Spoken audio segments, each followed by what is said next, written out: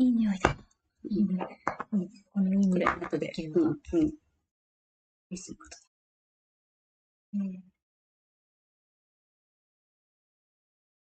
だ。あ、始まった。始まりました。今日は早い。早くもないけど。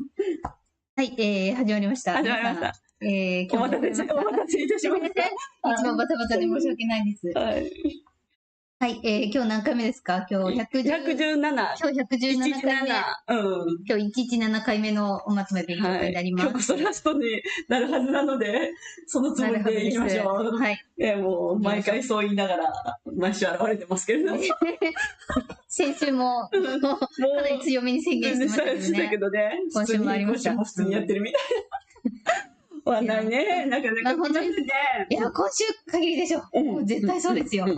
絶対そう。もう今度こそ。信じてます、私は。今度こそ今週だと思います。はい。私もそう思ってます。はい。はい、チャット見ます。お願いします。はい。清俊さん、こんばんは。内容盛りだくさんでハッピーな情報ありがとうございます。ありがとうございます。純銀コインをマシマシで購入中です。おー、それは素晴らしい。マシマシでいいですね。結構値上がりしてきてますね。してるね。オレンジさんこんばんは。かおりさん、みかさん、今日もよろしくお願いします。こんばんは。お願いします。いよいよアルブチソですね。わっしょい。わっしょい。わっしょですね。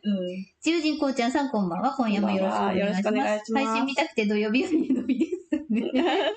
嬉しい。嬉しいなもう、こうちゃんさんいつもありがとうね。本当に。嬉しいわ。ね本当にありがたいです。ね家飲み万歳。万歳。伊藤なのかさんこんばんは。どうぞよろしくお願いします。よろしくお願いします。0202さんこんばんは。よろしくお願いします。かおちばさんこんばんは。シューマン教師のせいかな。寝込んでますお二人のライブ見てきついもんね。本当きついよね。今ね。本当冗談に。元気出していただけたら、すごい幸いです。タイパンさん、かおりさん、みかさん、皆さんこんばんは。こんばんは。なんだ。戦の話題が出てきてますが、皆さん、みんな、いいんだよね。仲良くしないといかんぜよ。そういう意味ドンパチの話じゃなくてそういう意味ドンパチの話じゃなくてドンパチ。今回もよろしくお願いします。会えない時のためにおはよう、こんにちは、こんばんは、おやすみなさい。おやすみなさい。おやすみなさい。もうおやすみなさいって言われちゃった。りんさんこんばんは。こんばんは。よろしくお願い。今日もよろしくお願いします。よろしくお願いします。ひでひでさん、何回目のラストライブでしょう？もう、時間の問題だと思いますがね。本当にね。今週もよろしくお願いいたします。もう言うのやめたらって感じだったかもしれないけど。9カウントダウンは今夜の3時頃？そうね。そうなんだよね。ちょっともう計算もしてないけど、そんなもん、多分。リュータかな？タツタ、ちなつさん、いつもありがとうございます。T5 のことが気になります。T5 ね。そうだね。よわあいさん、かおりさん、みかさん、皆さんこんばんは。今日はお酒を用意しました。祝い酒でいいですよね。祝い酒でいいと思います、もう、ね、未来を。祝い酒ですよ。はい。作りましょう、自分たちで。先に前祝いして。ね。いいに決まってると。ひでひでさん、9カウントダウン4時ですね。4時。ポンタロさんこんばんはです。キャットポンムさん、さすがに来週あたり来ないときつい。きついね。ゆうこっこさん、かおりさん、みかさん、よいよ来そうで楽しみです。いつもありがとうございます。本当に。りつけいさん。かおりさん、みかさん、こんばんは。配信楽しみにしてました。今夜もよろしくお願いします。よろしくお願いします。のんさん、のんセブンティーさん、こんばんは。先週の配信聞いて、銅のインゴットをギリギリ購入しました。今、じわじわ上がってますね。じわじわね。じわりじわりと来てますよ。みらいさん、こんばんは。今夜もよろしくお願いします。面白くなってきました。ね。0202さん、よしく。はい。です。終わった？はい、終わりました。もっとなんかないの？もっとなんか言おうよ。もっとなんか言っていこう。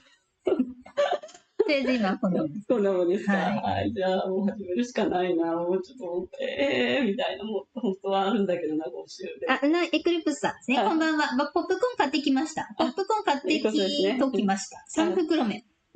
いいことだね。うちも2つくらいあった気がしますね。タイパンさん。祝い酒、毎週いただいてます。毎週。私もいつでも祝ってるけど。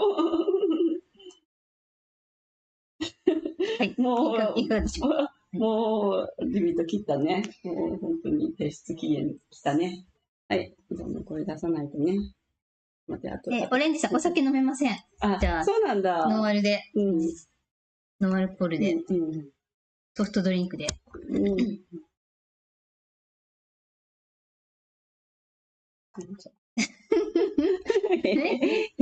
がでしょうか。やってないんだ、もう。ここになっていっぱい出てきたからな、いろんなものが。どうしようかな。もうこれも言いたかったんだよなっていうのが出てきちゃってさ。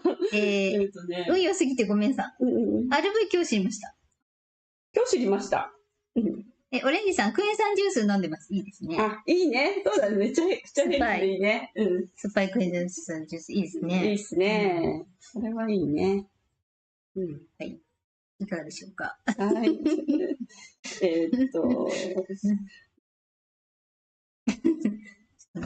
もういいか、これで。はい。じゃあこれで。ドンやディナーってまだ買える？ドンやディナールってまだ買えるのですか？買えますね、まだ。買えるはずですよ。まだ買えるはずです。オレンジさん、頑張れ、かおりさん。ね。本当にもういつもギリギリだね。なんでたんだろうね。本当に。めちゃくちゃ早くから始めたんだけどな。で今日はいつもよりちょっと余裕あるかなとか思うんだけど、いつもギリギリになっちゃうのね。なって、まだ足りないなってなっちゃうんだよね。はい。じゃあこれで、ミカちゃんごめん、ちょっと変なのいっぱい混ざってるかもしれないけど、ミカちゃんこれやったらとりあえず。ノンさん、キッシーの次は鈴木財務大臣、そして来週はひょっとこ太郎。ひょっとこだよね。ひょっとこ行くんだよね。なぜ？ニューヨークに呼び出されましたね。これは、ヤフーニュースにも出て選ばれたのか、その代表として。オレンジさん、頑張れ、ミカさん。ありがとうございます。嬉しいです。ありがとうございます。レイコさん、高橋さん、こんばんは。全米の高速道路が閉鎖って、なんかありましたね。ブラックアウト来るのかな。そうなんですね。なんかあった。それ見た。どうなんだろうね。全米かな。なんか全米かな。全米まで言ってたかな。わかんないけど。高速道路閉鎖の話ありましたね。いかがでしょうか。はい、いけますよ。もういけるんですよ、私。ゆるこちゃんなんだよ。はい。大丈夫だよ。これミカちゃんに送ったらもういけるんでね。はい、いけました。ありがとうございます。はい、じゃあ始めましょう。そうですね。今週ね、先週ほら、フィルさんのライブが本当だったら土曜日の朝にあるはずなのが延期になって日曜日の朝になったって言ってたんですけど、それが予定通り行われたんですよね。それの要約は後ほどお話しするんですけれども、今週結構前半はいろいろフィルさんすごい投稿いっぱいしてくれてたのに、いろんなので、その銀のこともしっかりいろんな、ね、それはそれで後で紹介するんですけれども、後半になってピタッとやんじゃって、投稿全然ないんですよ。でも忙しいって言ってるから、ちょっとワクワクしませんか、フィルさんが忙しいって言うと。もう全然ちょっと今日朝からすっごいワクワク想像してるけど、フィルさん忙しくて投稿できなくてごめんねって言ってるから。しょっちゅう忙しいですからね。いや、でもこの忙しさはちょっと、もしかしたら、なんかやっぱり、もうここまでね、須田ちゃんももう、帰国しました。でも、やることいっぱいやりました、アメリカで。で、ここまでやって、須田ちゃん帰ったらもう発表しかないじゃないですか。でもその段階まで来ていて、なんかもうひょっとしたら、なんか全部いっぺんに来るんじゃないかなって気がちょっとしてきて、フィルさん、もうちょっとその準備してるっぽいことを匂わすような投稿が結構ありますよ。なんかフィルさん、まあいいや、これはもうじゃあ、あとで、投稿出てきた時にいろいろまた説明しますね。じゃあ、まあ、また、いつものように、じゃあ、一から、いろいろ、まあ、ミカちゃんがほとんど翻訳してくれたやつをあげながら、ちょっとね、いろいろ今週あったことをおさらいしていきたいと思います。はい、そうしましたら、あとね、トラさんも今週、そのフィルさんがライブやってた日曜日の朝ですね、早朝ですね。そこで、トラさんのラリーもあって、なんかね、火曜日とチューズデーって言ってたっていうのをとか結構ね、話題になってる。なんかチューズで言ってました。言ってましたね。その辺も、ゲマったろうっていうのが出てきたので、その辺も後ほどね。はい、そうしましたら、お話、進めていきますね。はい。じゃあ、すらちゃん帰国からいきましょう。はい。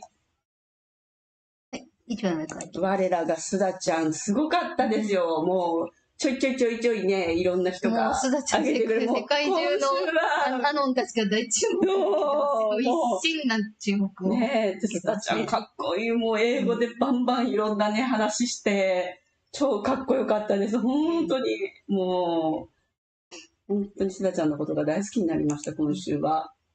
と言って、またスペース始めるの忘れてた。ああ、もうダメだ。いつもスペースの方々を放置プレイして。そう、放置プレイして。でも結構私、スペース参加しますとか、なんかそういう投稿してくれたりしてくれてる人とかもいて、待ってくれてる人もいる。これ出てたこれ。なるほど。ちょっとですけど。どうした？なんでもない。なんでもない。スペースすいません。スペース、スタートするの忘れてました。22分なの。申し訳ない。はい。はい、そうしましたら、なんだっけ。すだちゃん。すだちゃん、帰国から行きます。はーい。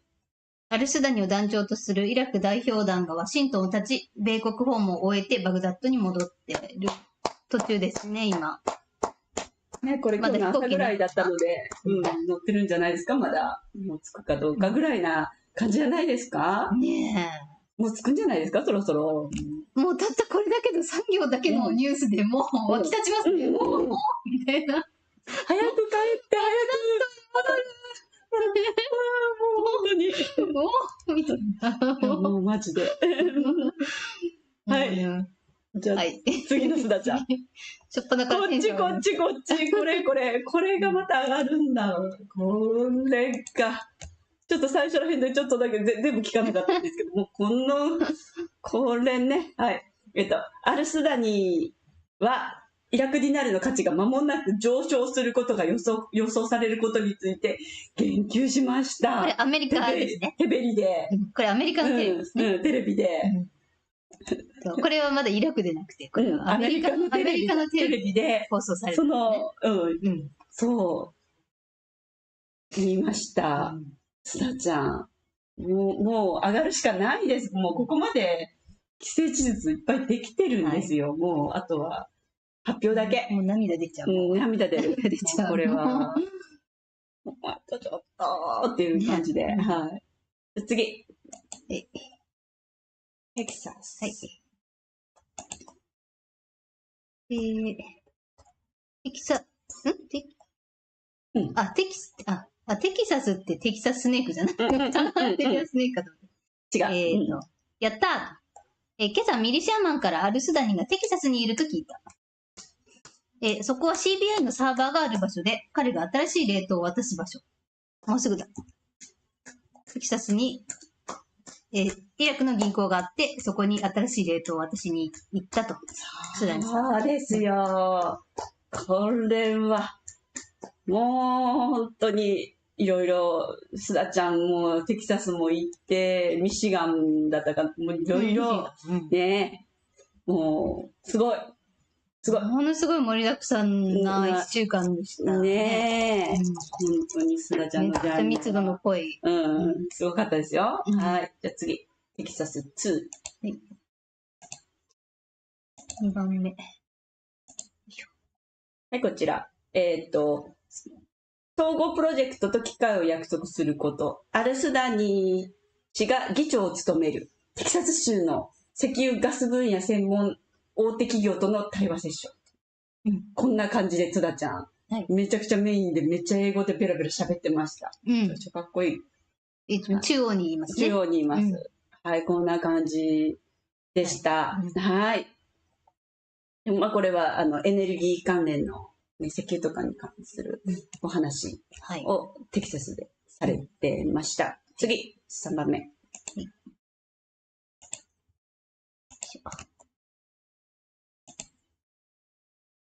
はい、ムハンマド・シー・アルスダニ首相が米国公式訪問の一環としてテキサス州ヒューストンに到着した。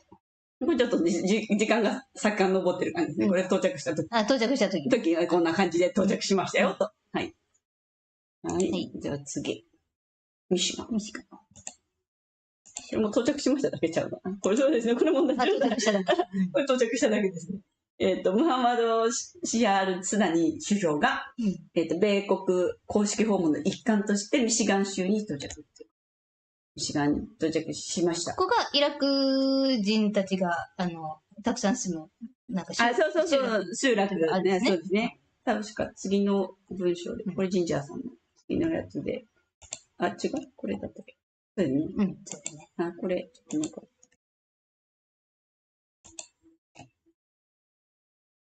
ちょっとなんか2番目が、一番上まで上がってます。すみません。ちょっと変なところ。そこからですね。はい、4月18日ですね、ミシガン州はカリフォルニア州の一部と同様、米国で最も多くのイラク人を抱える州の一つなんですね。これらの地域にはイラク人が局地的に集中しており、それぞれの場所にイラク銀行もある。アルスダニが米国滞在中にこれらの特定の地域を訪れることは、同方に名誉を示すことになる。そして金融改革の重要性から彼はこのイラクの銀行チェーンが間もなく予定されている国際為替レートの変更という最近の動きに連動していることを確認しているのだ。彼がこのように自国民を訪問するのはかなり上品なことだ。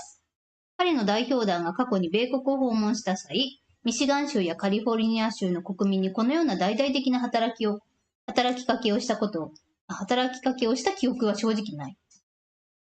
彼の今日のヒューストン訪問はイラク中央銀行が使用するサーバーをホストしている場所であるため、非常に重要だ。これはすごいことだ。さあ、レート変更だ。アルスダにはよくやった。よくやったもう踊るしかない。ねちょっとこれは踊るしかない。トラさんダンスするしかない。なんかマラカス持ってそう。一応トラさんダンスのつもり。なるほどね。トラさんダンスのつもり。トラさんダンス。そういう動きしてる。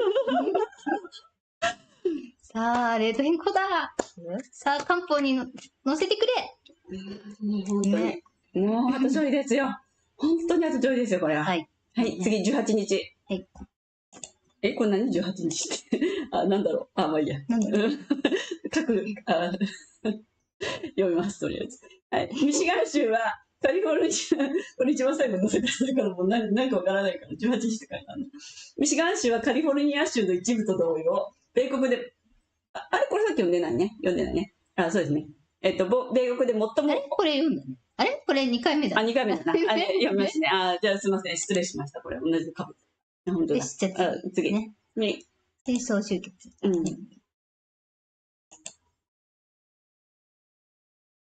はい、ネーダース。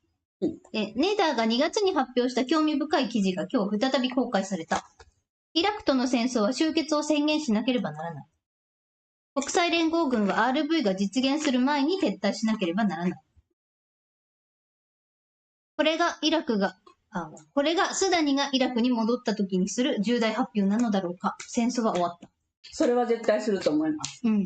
だけじゃない。絶対だけじゃない。そうですね、戦争が終わった。宣言をすると思います、まずは。そしてそれと一緒に、発言が絶対出るはず。発表が出てくるはずです。間違いなく。はい。じゃあ次。E さん。ビッグサプライズ。はい。こちら。今週の動向、E さんから。今週の動向に注目しよう。ビッグサプライズがやってくる。で、CIA 長官バーンズ氏がアサンジのスパイ事件で、クンストラ芸術家アーティストたち。ドイツ語か。そうですね。ドイツ語ですね。で、国家機密法を主張しようとしていることは彼らの恐怖を物語っている。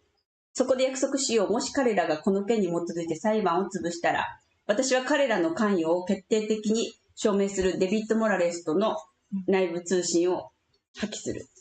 もうちょっとわかんないですけど、何かの。謎めいてますね。いつものように。はい。ただ、いつも謎めいてます、ビッグサプライズがやってくる。これ、この示唆は、おそらくそのアサンジ関連のことでだと思うんですけども、そのね、アサンジ関連の話も結構で、チャーリーさんも取り上げてたし、ちょっと私、共有してないけど、まあ、いろんな方が注目してますね。はい。はいもうこれ、チャーリーさんは、パントマイムだからそう思って見てねっていうふうな言い方してました。はい。もともといろいろ分かってることがそうなってるパントマイムとして見てくださいって言ってました。はい、じゃあ次。コットレールさん。はい。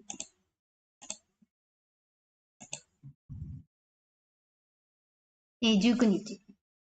ミスター・コトレルは今朝10分おきに電話が鳴っていると言っていた。彼らは間違いなく彼を監視している。うん、そういうことみたいです。もうすぐってことです。うん、もうすぐですよ。コード入力、間もなく。だから、コトレールさんがちゃんといつでも動ける状態にいるか、ずっと監視してるんだと思います。そうですね。はい。もうこれすごい胸熱。ね。うん、もうこれだけで胸熱です。胸熱ですね、もう。ってなりますよね。もう本当にご飯3杯食べる。10分おきに電話鳴ってる。来てます、来てます。来てます、来てます。来てます。うん。はい、じゃあ次。うん。テキサススネークさん。今度はテキサススネークさん。はい。はい。こちら。久しぶりの投稿になるが、これ20日、これ今日の分ですね。久しぶりの投稿になるが、銀行家は少なくとも今後10日間は1日10時間働く準備を整えて、全スタッフをスタンバイさせているので、今週末は非常に期待できそうだ。最終確認が取れ次第、銀行は大至急確認するとのことだ。電話会議では私がお伝えしたことをほとんど裏付けており、中国からの参加者の一人は、一つの小さな問題が一日の遅れを生むかもしれないが、これが解決されることを望んでいるとのことだった。今後に24時間から48時間以内にはわかるだろう。ご加護。はい。今週末ですね。今週末。48時間。はい。これ、今日の投稿だったので、まあ明日か明後日ぐらいには、明後日の朝ぐらいまでには、何かわかると思います。はい。はい。明日の朝にはもう、須谷さんは、到着してるかな、到着してる。もう間もなく到着するんじゃないですかね。っていう感じですかね。出ましたね。パンが。パン出ました。あれ、テキサススネークさん、これだけだね。本当はあるけど。次、ゴルディロックさん。はい。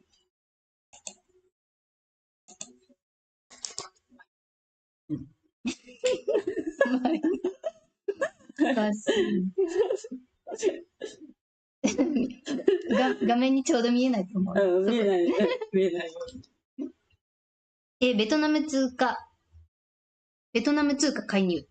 ベトナム中央銀行の副総裁は、必要であれば今日にでも外国為替市場に介入する用意があると述べた。韓国のウォンが、なんか喉が変ですいません。変わりましょうか。大丈夫。米ドルに対して17ヶ月ぶりの安値に迫る中、韓国は為替市場の過度な変動に即座に対応することを約束した。地政学的緊張が今日のような規模で高まると、このようなことが起こる。私の言っている意味がわかるだろうか。戦時中に多くの通貨が動き始めることはこの部屋でも共有していたこと。イスラエル。今で言えばイスラエルとイラン。歴史は繰り返される。何が起こるか見てみよう。上記では貿易戦争や通貨戦争が起こっていることには触れていない。このような大きな出来事や変動は信用評価の調整を生む。ゴルディロックス。ありがとう。でもう一つある。ね。ベトナムドンが上がろうとしているという話なんですけど、続きで、起こるのが今日か明日か来週かあるいは今年中なのかは関係ない。ベトナムは通貨価値が変わろうとしていることを私たちに知らせている。彼らは今後いつでも通貨価値を変える能力があることを私たちに伝えているんだ。ベトナムドン。はい。こっちもね。通貨介入だそうです。イラクディナールの準備と、合わせて、こっちもこっちで、こっちもこっちで動きがありますよ。いっぺんに来るんじゃないですか。まあ、すぐに追随するんじゃないですか、ベトナムも。はい。で、次。ブリックス。はい。ブリックス発表。これもゴルディロックスさんから。ブリックスには40カ国以上が加盟を申請している。そして毎月その数は増えている。このことはブリックス内での自由で柔軟な交流形態が非常に魅力的であることを示していると同政治家は語った。ということですね。40カ国以上。ね、すごいね。毎月増えてるって。すごいですね。はい。ミリシア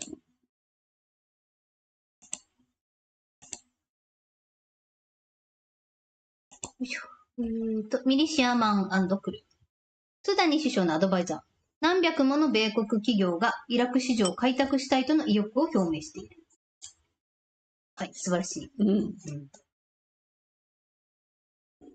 イラク市場。何百もの企業が開拓したい。そうだ。最も裕福な国の一つになるからね。ですね。ですよね。で、次いっちゃいます。リノ。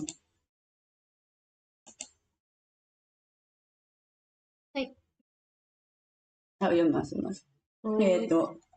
ジンジャーさんから。リバティラウンジャーエクストラオーディネアのサルベージ氏が、南米の、連絡先から最新情報を入手した。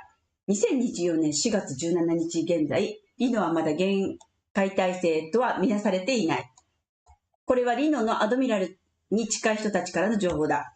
事態が限界体制に入れば、債権保有者には少額の旅費が支給され、各地からリノへのチャーター便が用意され、そこで全てを完了させて 1% を受け取る。で、前から 1% だけって言われてたのは、そういうことなんですよね。1% は、今の現在の俯瞰紙幣であるドルでしか払えないから、まずは 1% だけにしておいて、その残りの 99% は、新しい、レインボー通貨の新しい金に裏打ちされたお金で払うっていうことで、そのために 1% だったんですね。っていうことなんですよね。はい。で、これらの人々のかなりの割合、おそらく3分の2、様々な大陸からがリノへ渡航し、その対応が終わると、T4B は通知を受け取ることになる。しかし T4B の全員に伝えておきたいのは T3 の全ての関係者が完全に終了するまで待つ必要はないということだ。2週間ほど前のことだが、T3 グループにいる友人たちの中には T4B がすでにプロセスを開始した後、あるいは終了した後でも、例えば7月になっても物事をまとめることができる人たちがいるということを最近知った。はっきりさせておきたいのは T4B は B が7月まで待つとは考えていないということだ。そうですよね。4月まではない。もちろん。もちろんです。当然です。はい。はい。7月っていうのはちょっと一つの節目ですけども、ちょっとそこまではないでしょう。で、特定のグループの潜在的なスケジュールとしてメンバーに伝えていたことを単に説明しただけだ。これらのグループのいくつかは非常に大きくメンバーは大陸をまたいでいることに留意してほしい。処理しなければならない人がたくさんいる。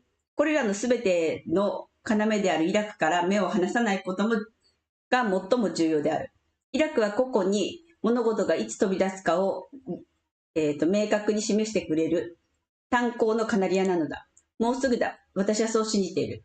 私はまたこのプロセスが展開される中で地に足をつけて行動することを進めている。私たちには希望と信念と前向きさを持ち続けるだけの十分な理由がある。勇気を出そう。コロンビアのゲルマン・バスティダスからのレポート。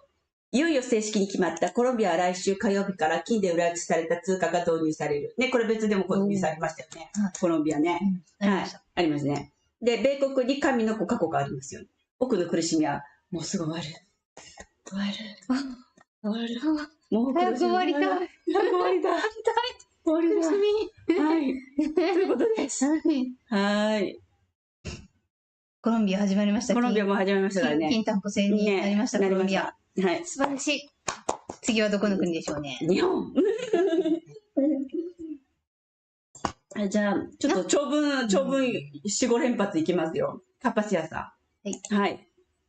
もうこれ、まあ、ちょっと、かいつまんでいきましょう。とりあえず今日、昨日ぐらいの分は、全部読みますが、ちょっとね、16日までの分あるので、じゃあ20日からいきますね。はい、20日。はい。長文なんでね、これね。今日のは長文でしょ。長文ですね。うん。ウルバにライブチャットメモです。RV 分野からはあまりニュースが出てこないので、RV についてはあまり聞いていない。多くの人が NDA に署名しており、彼らが使用可能な資金を持っているかどうかはわからない。使用可能な資金については何が起こっているのか、私たちは全容を把握していないが、人々が支払われているのであれば、彼らは沈黙を守っている。ベトナムダウンは変動相場線になる。ディナールは実際に数時間後に上昇する予定だ。まあ、本当だといいですけどね。外国為替市場や官報に掲載されるのも間近だ。コロンビアはブリクスに加盟し、火曜日に金に裏付けられた通貨を手に入れることになる。中国はジンバブエの負債をすべて免除した。これはジンバブエにとって大きなニュースだ。ありましたね。別途ありますことなんですね。はい。金融セクターでは様々なことが起こっている。これは重要なニュースで、ブラジルの同僚から聞いた話だ。昨日銀行は、ブラジル中央銀行から通知を発行するための支払い承認コードを受け取り、通知配布のロジティクスを実行するために24時間の猶予を要求した。軍と G13 は明日、すでにロック解除された金額を受け取るために入国する。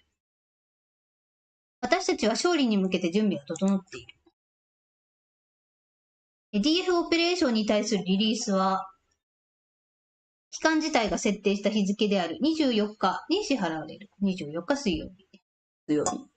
みんな準備しよう。フィニッシュラインを超えようとしているのでシャンパン用意しよう。マウリシオは非常に喜んでいて、彼は私たちがフィニッシュラインを超える日が近いことを知っている。マウリシオさん。マーク Z も絶好調で、大きな契約が決まりつつあると言っている。これも別途ありますね。で、彼はそんなこと初めてだと言っている。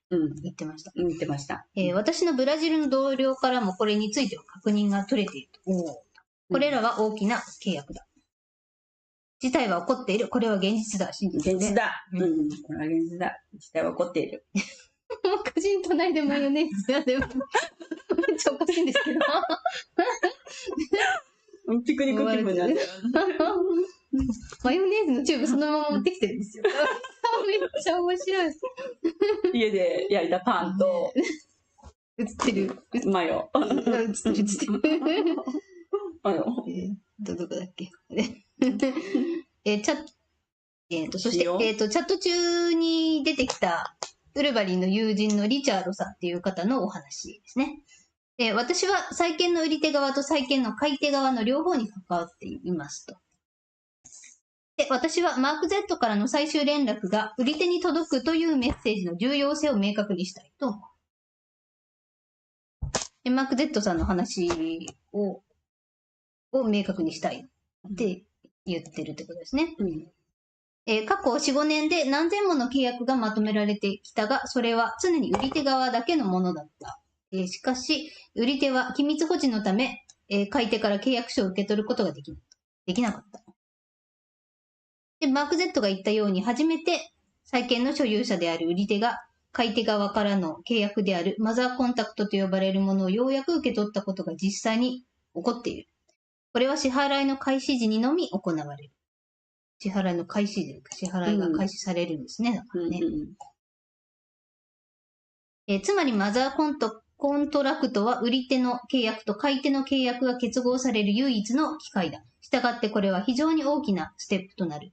それがまとめられるとペイマスターは支払いを開始する権限を得ることができる。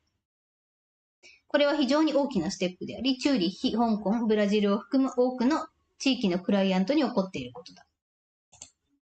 ウルヴァリン。リチャード、あなたの見解では来週までにフィニッシュラインを超えられると思いますか？リチャード、非常に可能性が高いです。ウルヴァリン。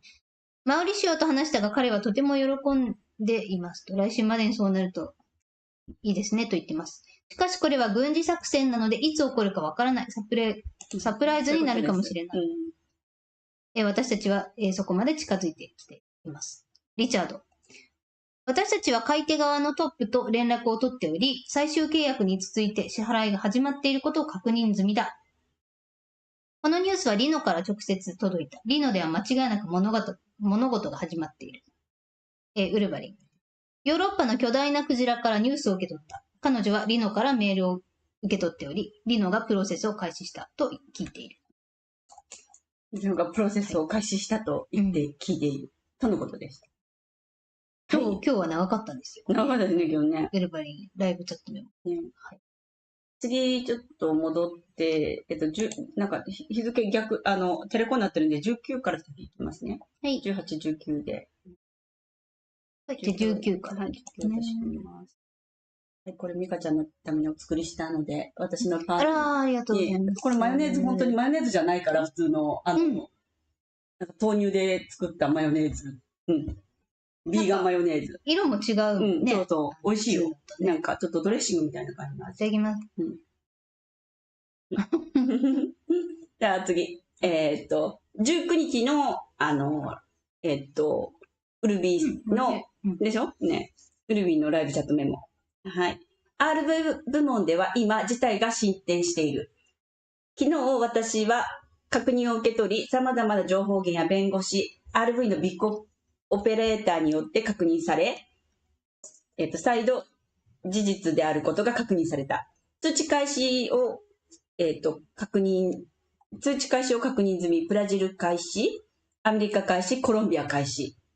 コロンビアのプロジェクトマネージャーの1の代表が T4B の配信プロトコルを開始。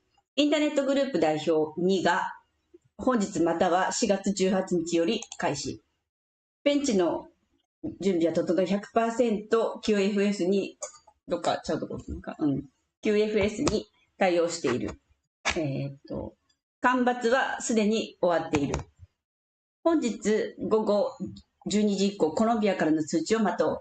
光の勝利が始まった。パスポートを準備しよう。新世界への旅へ到達したおめでとう。このメッセージは数時間前に届き、確認済みだ。また、リノからのニュースも受け取っており、今日事態が展開し、グリーンライトが点灯するかもしれない。みんなでお祝いできるように祈っていてほしい。グリーンライトでは次の3つのことが起こる。1、メンバーが作成した素晴らしいビデオ。2、トランペットの音。3、オペラ。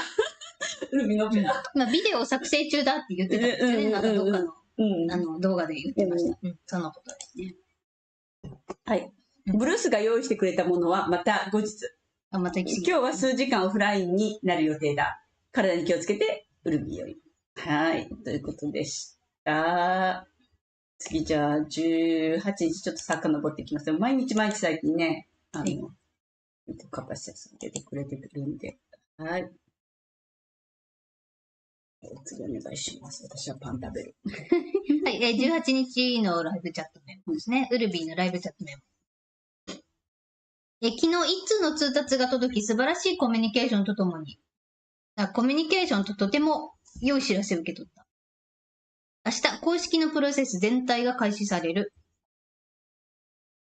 自分のインプレッションを見失わないように、すべてのあなたの愛する人やあなたの近くにいる人と一緒に、長期、静けさ、平和、喜びを最大限に保とう。パーティー、風船、カクテル、ダンスの準備。これは昨夜のことだが、ヨーロッパの巨大なクジラから知らせが届いた。そのクジラは実際にリノから通知を受け取っており、リノでの手続きが始まったと言っている。もう支払われたというわけではない。ボリビアやブラジルでも通知が開始される。支払いはまだ、だけど、通知が開始された。で、ブラジルからは多くの話を聞いていて、ブラジルは開始されたと聞いているが、他の情報筋によるとまだ何も起こっていないとのことだ。ブラジルの知人はまだ何も見ていないとのこと。しかし、彼らは通知を受け取っている。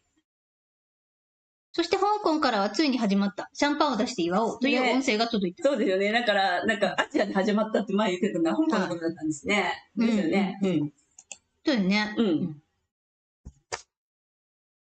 シャンパンを出して祝おうという音声という。これは昨日香港から届いた。物事は起こっている。この人たちはみんな作り話をしているわけではない。しかし我々が欲しいのは T4B グループへの通知だ。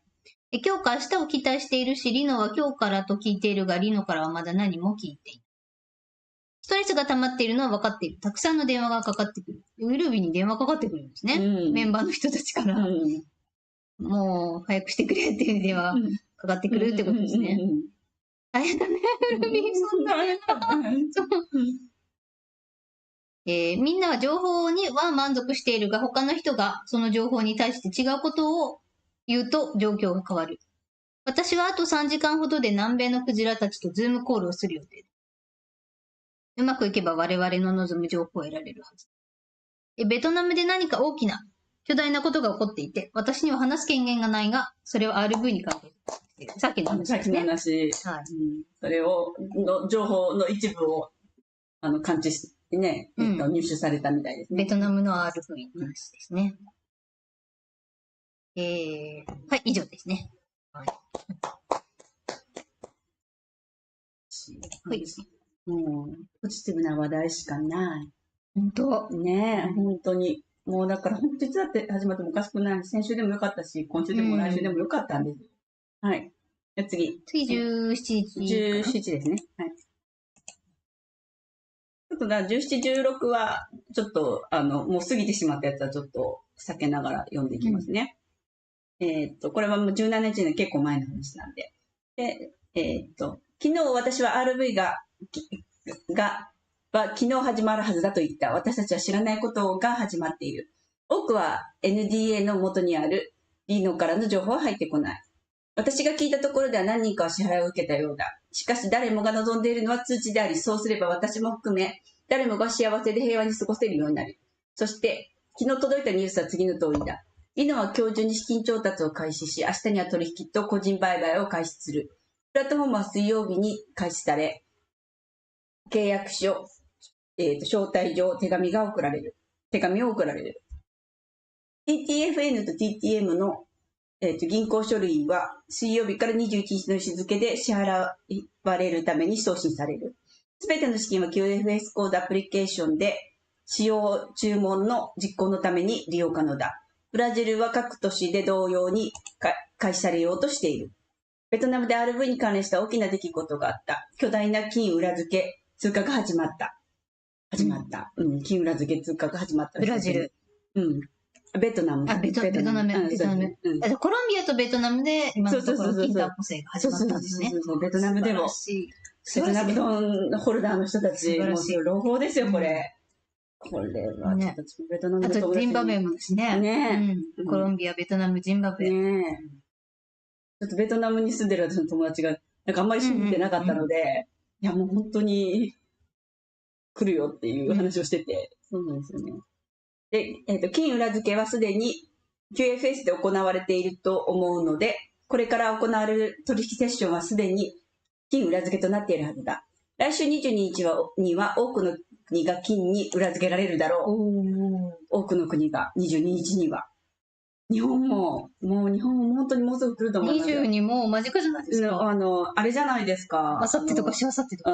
ひょっとこが行くんじゃないですか。だから、そのために行くんだよ。それだ。きっとそうですよ。それだわ。なぜあいつが選ばれたのかが不思議なんですけども。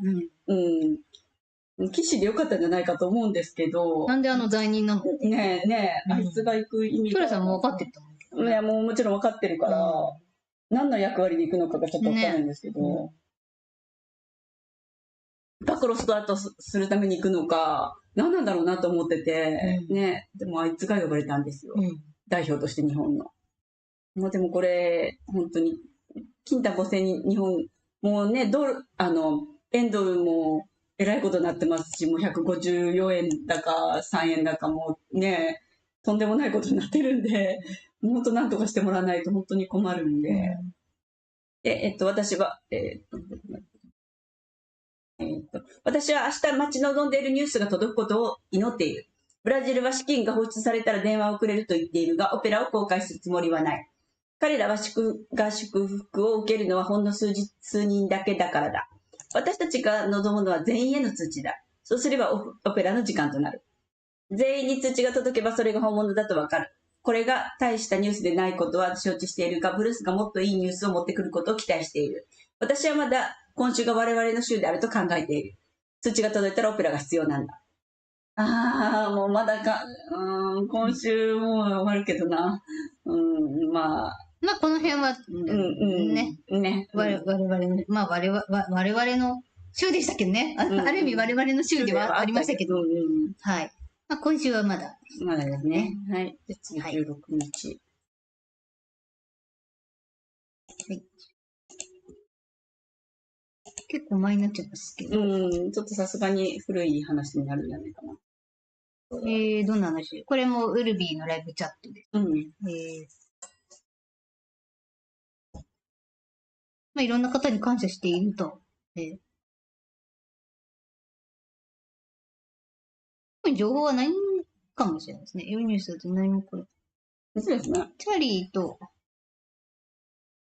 イベントの話ですね。ナッシュビルのイベントの話してるのかな、もういいね。これはいらないな。はい。これはもういいですね。中身があんまりないですね。はい。はい、なしで。はい。次。フィルさん？はい。もうこれはすぐ終わります。フィルさんから、これ今日の朝。皆さん、私はとても忙しかった。そこが少なくてすいません。以上なんですけれども。以上。フィルさんが忙しいというと、心躍るのは私だけじゃないはず。ね。私だけじゃないと。ちょっとこれ気になりましたね。私には。で、これ、まだゲームあったりとか、ちょっと他の人のなんか読んでないですけども、多分なんかありますね、この言葉には。はい。この絵文字が気になる。絵文字も気になるね。それも気になる。皆さん、とても忙しかった。にやり。ね。にやりが気になる。にやりが気になりますね、これはね。だから、はい、これをちょっと後でまたフィルさん他のやつと一緒に話します。で、次。TNT トニーさん。はい。よいしょ。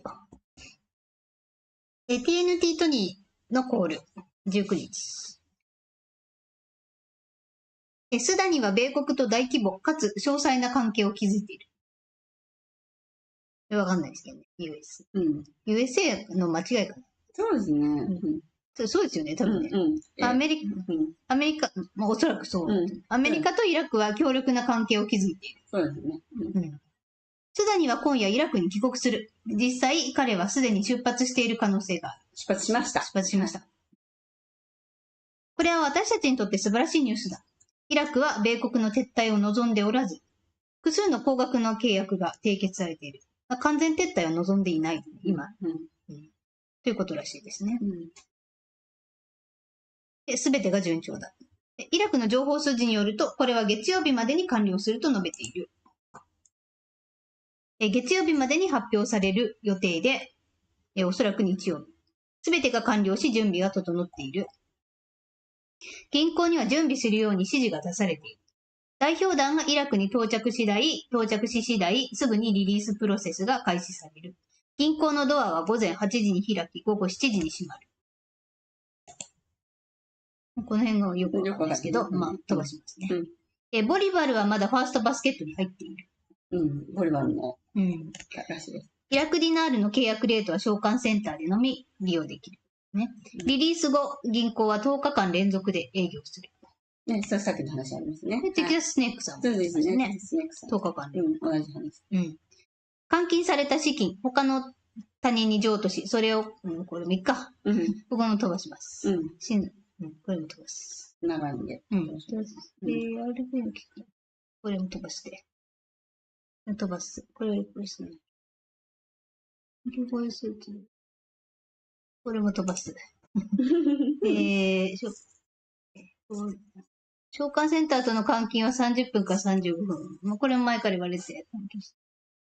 これも飛ばす。情報筋によると、中東の戦争はもはや世界経済の安定を妨げることではないと。妨げるものではないということで、悪いニュースはない。で、コールの終わり近くにイラクでプロセスが始まったというメッセージを受け取ったばかりだ。誰もが終わったと言っている。銀行は準備万端だ。イラクと米国の関係は固まった。固まった。すべての銀行がこれで終わりだと言っている。喜ぼう、ワクワクしよう、シャンパンを用意しよう。シャンパン用意しました。イラクは米軍の完全撤退を望んでいないんですね、今やね。うん、そうですね。ただ若干残して高額の契約を締結してるって、いうことらしいですね。米軍によりますから、だから、トラさん側の米軍と、だったら仲良くしていきたい。そういうことだと思います。はい、じゃあ次。マーク Z さん。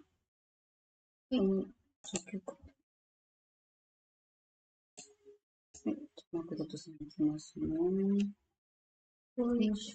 はい、こちら。19日、昨日の分ですね。マーク Z。今から月曜日までの間に、債券の最終的な会合が開かれることを確認している。それがこの冒険にどのような影響を与えるのか非常にワクワクしている。私にとってこれは、私たちが順調に進行中であり、引き返せない地点を過ぎていることを意味している。これは私がタイミングを知っているという意味ではない。しかし最終的な会議、契約、資金に関して私が受け取っている確認の量には驚くばかりだ。で、マーク Z。みんな気を引き締めよう。私たちは明らかに最後の日々を迎えている。メンバー。債券の情報が今と昔では違うのはなぜですか？で、マーク Z。最終契約が最大の違いだ。最終契約とそれに付随する実際の資金はこれが起こるのを見るのは初めてだ。私たちはそれが起こるだろうと聞いていたが、それが今起こっているのを見るのはこれが初めてだ。以前は何のリアクションも伴わない話を聞いていたが、今はいくつかのアクションを、何のアクションも伴わない話を聞いていたが、今はいくつかのアクションを目の当たりにしている。私はとても興奮している。マーク Z。最初の 1% は不可紙幣で支払われると聞いている。私たちはこの状況を始めているので心配してはいない。そして最終的な支払いは金資産に裏打ちされたものに変わる。これさっき言った話ですね。はい、ということです。はい。じゃあ次。次18からいきましょうか。17間に入ってますけど。はい。飛ばして18から。で、ロットスチールさん。マーク Z とロットスチールさんの雑談。ね。マーク。ロットようこそ。今共有できるポジティブな情報はありますか？ロット。今日はかなり静かだ。すでには土曜日から米国に滞在しており、月曜日にバイジーと1時間かけました。現在すべてが正式に合意されている。イラクは国民にもう終わった。そしてこれから来ると告げている。ロット。ABC エージェンシーは今から今週の残りの間で探すようにと言っている。銀行は今夜か朝になることを期待している。しかし、彼らは少し時期尚早ではないかと思う。論理的に、現実的にも、イラクの主要閣僚や幹部は全員米国にいるので、それは来週になるだろう。来週でしたね。彼らはイラクの地に戻るまで待つことになると思う。ロット。合意されている協定はすべてイラク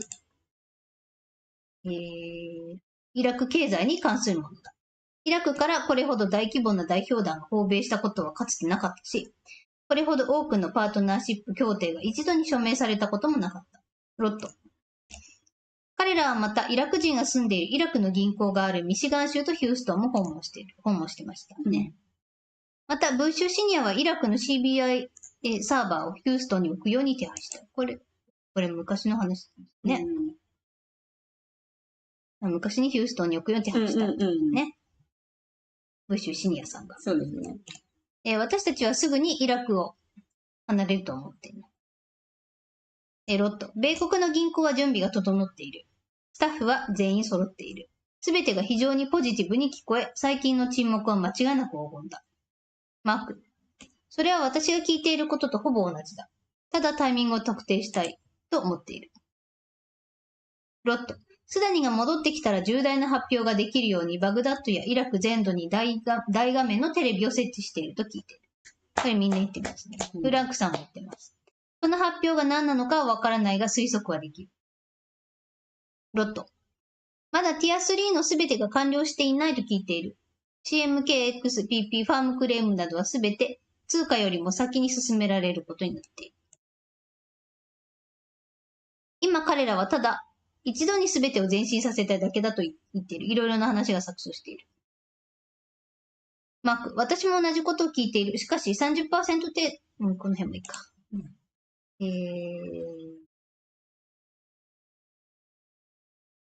はい、おしまいです。そうですはい。今、静かなのはいいことですね。はい。じゃあ次。17日。じゃあこれ終わったら、チャット入りましょうか。はい。はい。ミカちゃんのためにお作りしましたね。ありがとうございます。差し上げるタイミングがなくて。いいんですかこんなにいっぱいいっぱいマヨをつけ。はい。すごい美味しいマヨネーズ。はい。じゃあ次。18日。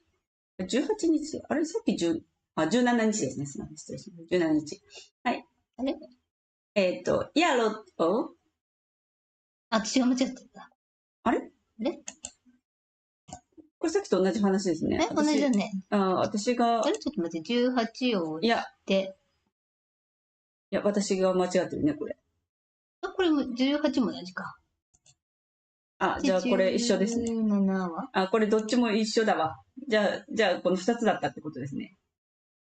そうですね。本当だ、同じだ。同じですね。はい。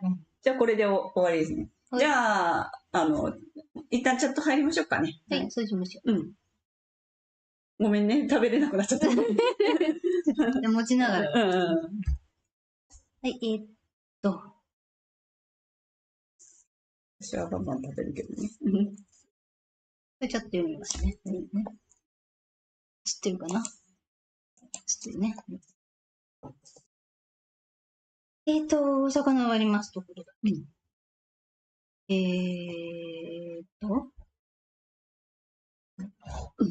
ちょっとパソコンの方で遡りますね。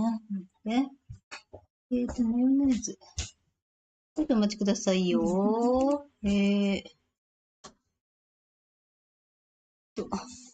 いしょ。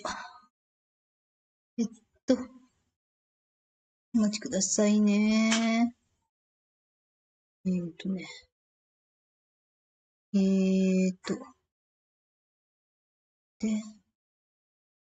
パンの話。パンの話よりもっと上だな。中ちゃん、何か待ってお待ちくださいませ。お待ちくださいませ。こんばんは。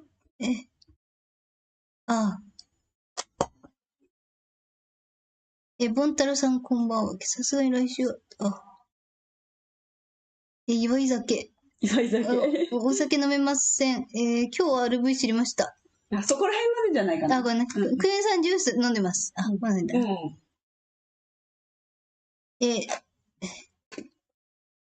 ドンやディナールまだ買えますと。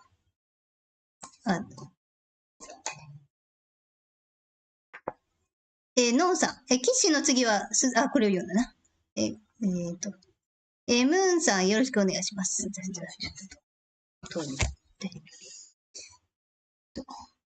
ンさんよろしくお願いします。ヒデヒデさん、日本時間の明日。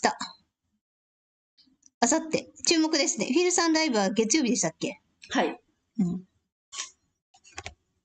さくやさんで遅れました。ミカさん、かおり。久しぶりで。かおりさん、ミカちゃん。今夜もお願いしますと。今夜も楽しみに。お楽しみに。未来さん、パチパチパチパチ。ロロナドロさん。これポップコーンですか？これはポップコーンのマークかな？見えないな。未来さん、ゾロさん、こんばんは。キャットボンブさん、早ければ明日中に発表あるかもね。かもね。ロロナゾロさん、さよ、ぼに、読めん、ボニータさんボニータさん字がちっちゃく。これ。ボニータ。左右ボニータ。ボニータさん、初コメです。ディナール日本人も換金できますか？日本人も換金できますよ。もちろん。ゆきひろさん出遅れました。今日もよろしくお願いします。お願いします。ステップバイステップ2022さん。やっとディナールの発表ですね。待ってました。ねえ、もう本当に。もうちょいでしょう。本当に。0202メイさん。明日は13年ぶりに木星と天王星が重なります。ある先生術師が19日から24日あたりに金融関係のことが出ていると言われていたので。おー。これは信じちゃいますね。すごい。19から24あたり。ぴったりじゃないですか？吉村樹里さん。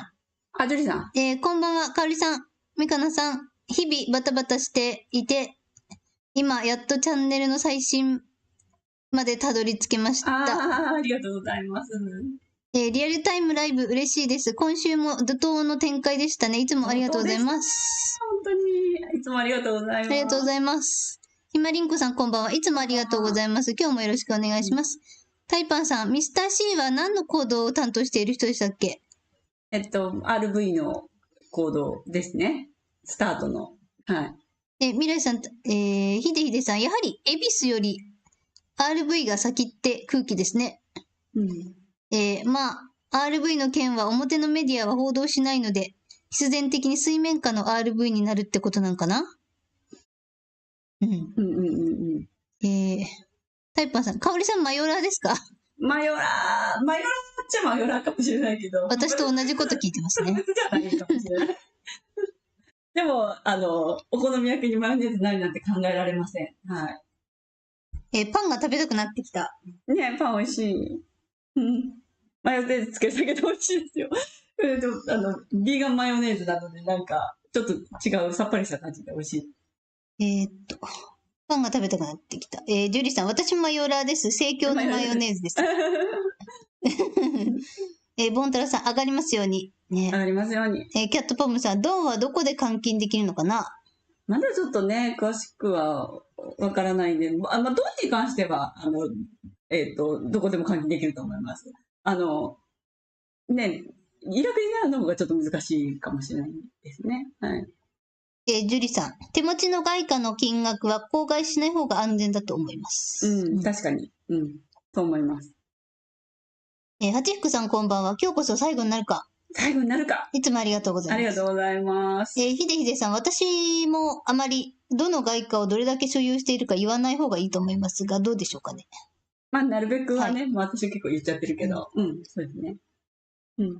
ゆきひろさん、ベトナムドンの交換先は、おそらくワールドカレンシーショップでできます。ドンだったらどこでもできますね、そういったところで。はい。ゆきこさん、本チャンネル復帰おめでとうございます。ありがとうございます。みかさん、かおりさん、本日もお世話になります。ありがとうございます。いつもお世話になります。ありがとうございます。タイパーさん、どっかの配信者も、私はいくら所有してますとばらしてましたが、詐欺師などの格好の的になるので、確かにね、それは本当そうだと思う。それは良くないですね。確かにね。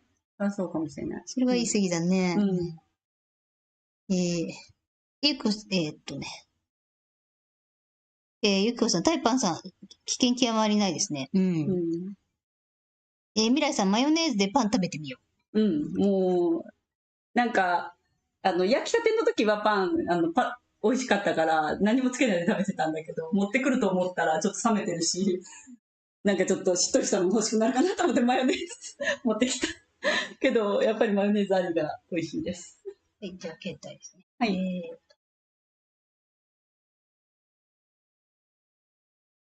タイパンさん、きっと自慢したいんだろうね。いくら持ってるって。ばらして。まあ、そうはわかんないけど、でもその人のあれによるかもしれないけど。ジュリさん。ジュリ先生、お口にチャックですね。お口にチャック。ワールドカレンシーショップ、UFJ の外貨両替専門店ですよね。大阪梅田でも UFJ が昨年だったか店舗をオープンして注目しています。0202ですね。かおりさん、豆乳マヨネーズ作るなんてすごい。あ、これは作ってない。買ったやつ。ビーガンマヨネーズ。ジュリーさん、豆乳マヨネーズなんですね。私も試してみる。あ、でも作るのは全然作れますけどね。これは買ったやつです。豆乳のタイパーさん、豆乳のマヨネーズだったんだ。豆乳のマヨネーズ。未来さん、作り方教えてほしい。知ってる。作ったことあるから作り方は知ってるけど、でも、これとはちょっと違う。また紹介します。はい。杉蔵さん、UFJ のワールドカレンシーショップで換金したら、QFS の新口座に入金されるのでしょうか？そういう風になると思いますよ。多分、おそらくね、そのタイミングだったら。おそらく。ちょっとわかんないですよね。順序が、何が、いっぺんに来るのか、何が先に来るかわかんないから、RV だけが先に来た場合はそうもいかないですよね。ゆきこさん、フードプロセッサーあればマヨネーズできます？できますよね。普通のマヨネーズもできるし、豆乳マヨネーズもできるし。ゆきひろさん、ジュリさん、そうです、UFJ グループです。ディナールは現在日本では交換できないので、金融庁の発表待ちかも。未来さん、フードプロセッサー持ってる？ゆきこさん、またバンされるかもなので、チャット気をつけないとですね。そうなんですよね。お願いしますね、チャットの方も。020さん、フードプロセッサー欲しい。ジュリさん、今はまだ表では QFS の口座ではないでしょう。待つ必要がありますが、QFS に対応されると思います。ゆきこさん、作り方は調べること、依存しない。CM の。ゆきひろさん、UFJ 銀行の口座を持っていれば直接入金も可能では？他行に振り込みができるかは窓口に聞くしかありません。オレンジさん、RV のレート低くても高くてもありがたいのと思いながら待ってます。0202さん、あんまり金庫行っちゃうとバンのそれ。未来さん、作り方何かに載ってますか？ネットで調べたらいくらでもいろんな人がいろんなタイプの、作り方出ますよ。YouTube にも本にもある。あるある。豆乳も載っている。豆乳マヨネーズ。TK さん、RV は米軍のイラクから撤退。官報での発表が必須。この2点がまだのことから4月中は厳しいと思うのです。5月にどれだけこの2点が進展するかだと思います。官報が月初に発表されるイメージがあるので。官報は5月月初から6月月初に注目ではないでしょうか。まあ、その通りに行くかもわからないですからね。イレギュラーも全然あると思うんで。まだわかりません。はい。オレンジさん、ベトナムは変動制ってどうなるんだろう？変動制ありますね。ベトナムのレートが変動制になるって、ゴルディロックスさんが。タイパーさん、絶対ですね。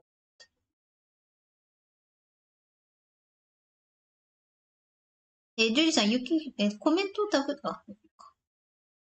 0202、ひょっとこは絞られに行くの？ね、絞られに行くのかな、なんだろうね。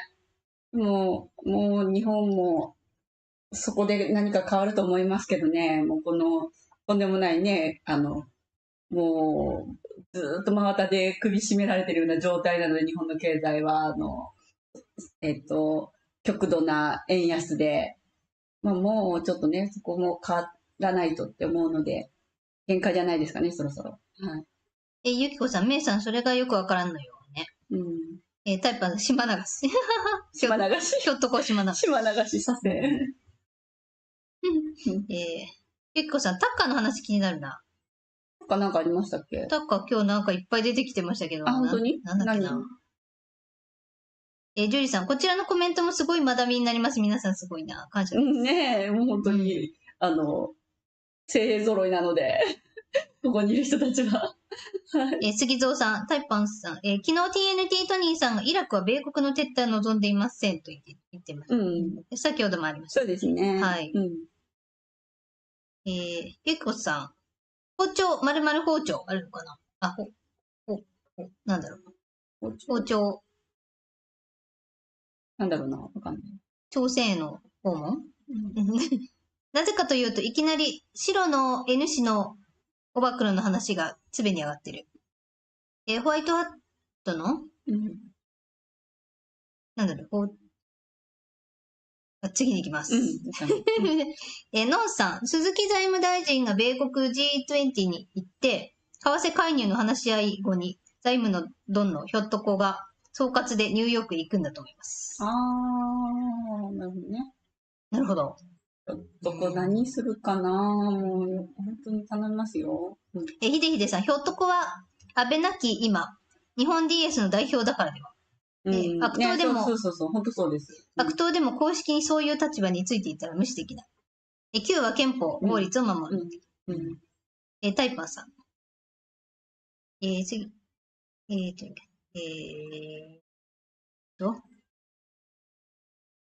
タイパンさん、米軍も2種類あるからめんどくさいね。そうですね。だから、いい側にはね、サポートしてほしいと思うし。ゆっこちゃん、シャンパン何本やけ飲みになったか。ひたすら待つのみです。あとは順番待ち。そうですね。0202さん。豆乳マヨさっぱりしてて美味しそう。美味しい。すごく美味しい、これ。翔さん、こんばんは。今週もありがとうございます。ありがとうございます。ケム BBB さん。こんばんは。いつもありがとうございます。来週の月曜日楽しみです。ヒルさんのライブもありますので、朝から。はい。サーズナブルさん。皆様こんばんは。トラさんのテレビ配信サービスで TBS 来てほしい。ねえ、本当ですね。トゥルソーシャルでしたっけの、テレビ配信サービスをね、トゥルソーシャルの会社が始めるっていうでしたよね。ありましたね、そうですね。このダーモンさん。ティア5でよろしいでしょうか教えてください。ティア5でよろしいでしょうか質問の意味がわからない。ひでひでさん。ティア5でよろしいんでしょうかよろしいんじゃないですかよろしいと思います。はい。ひでひでさん、のんさん、それは国際社会の合意のもと、為替介入を行うということでしょうか面白すぎますね。ねえ。22年10月に覆面介入やったのに。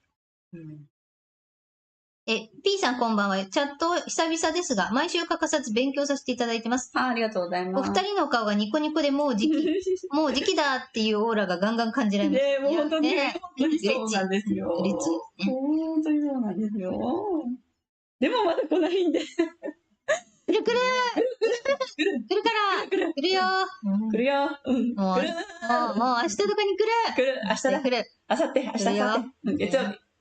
火曜日、チューズで。ね。日曜、月曜来る。はい。ゆきこさん。レオレオさんこんばんは。こんばんは。今帰宅しました。最初から追いかけます。ありがとうございます。ありがとうございます。ボンタロさん、お口にチャックですね。ありがとうございます。さよボニータさん。X にイラク国民のみ4月30まで交換可能ってあったので、日本人はどこで交換できそうですかわかんないです。それ誰の情報かもよくわかんないです。イラク国民のみ4月30まで交換可能。謎ですね、それはね。なんだろうか。いろんな、ソース張らずにいろんなこと言う人がいるので、X の情報もちょっとよりけりなんでね。ニオクラシックさん、ティア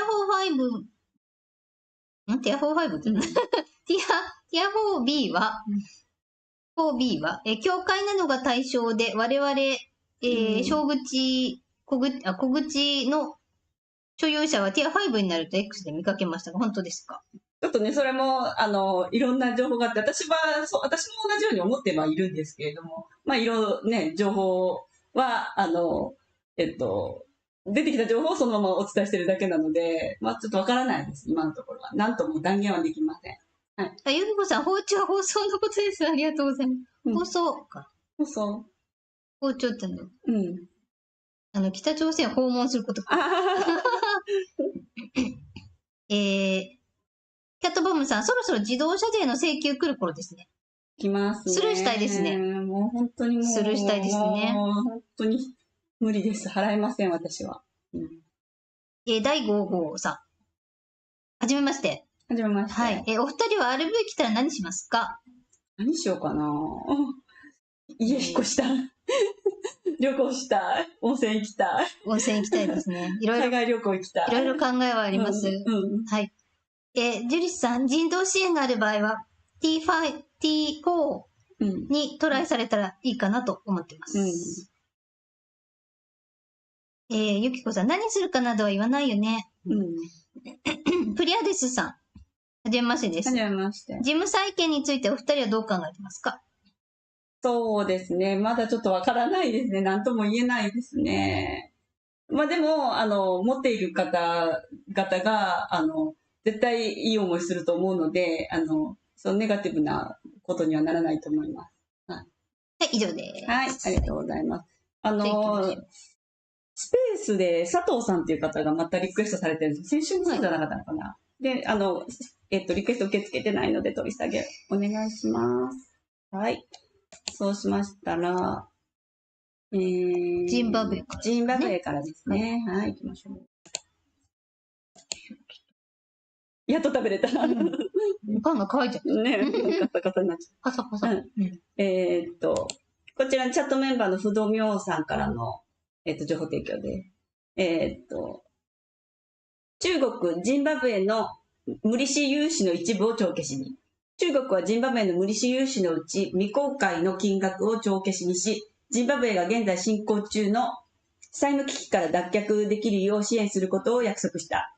木曜日の報道によると、ジンバブエは世界銀行や国際通貨基金 IMF などの多国間債権者からの融資を受ける資格がないため、海外債務のほとんどは中国から購入された。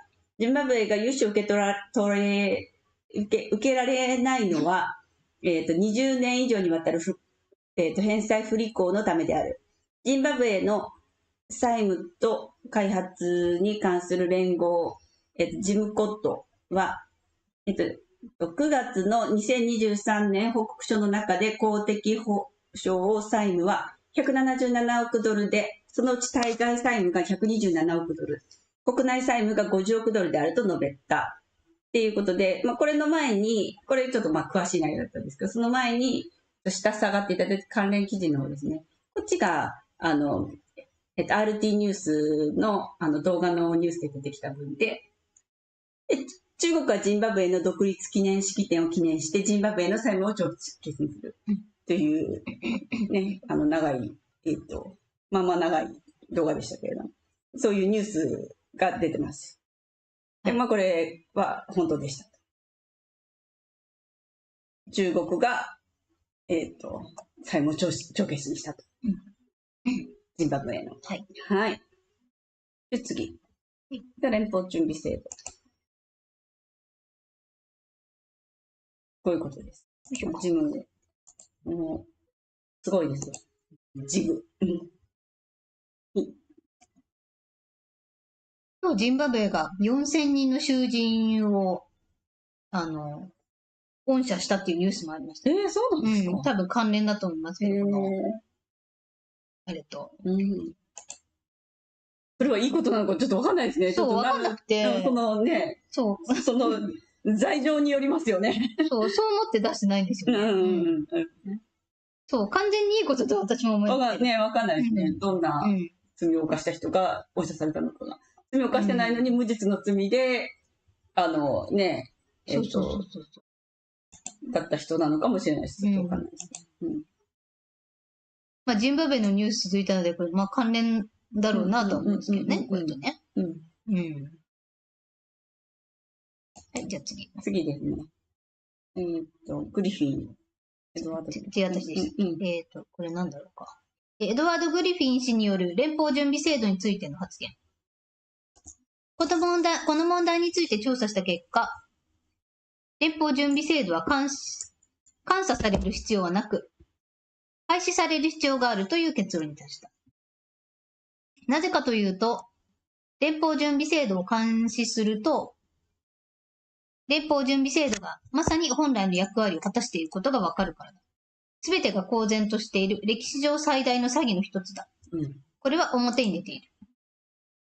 7つの理由から廃止されなければならない。1つ目、定められた目的を達成できない。2つ目、公共の利益に反するカルテルである。3つ目、氷菓子の最高の道具である。4つ目、最も不公平な税金である。5つ目、戦争を助長する。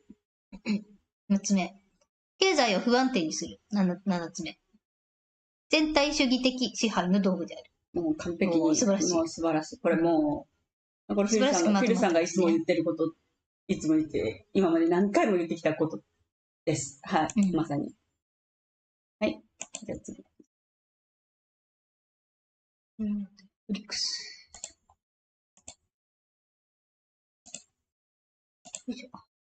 はい、こちら。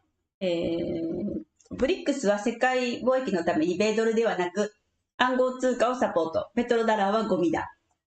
ロシア中央銀行総裁のエルビラ・ナビウリナ氏は、ロシアが暗号通貨による決済を実験的に開始することを明らかにした。決済システムを完全に立ち上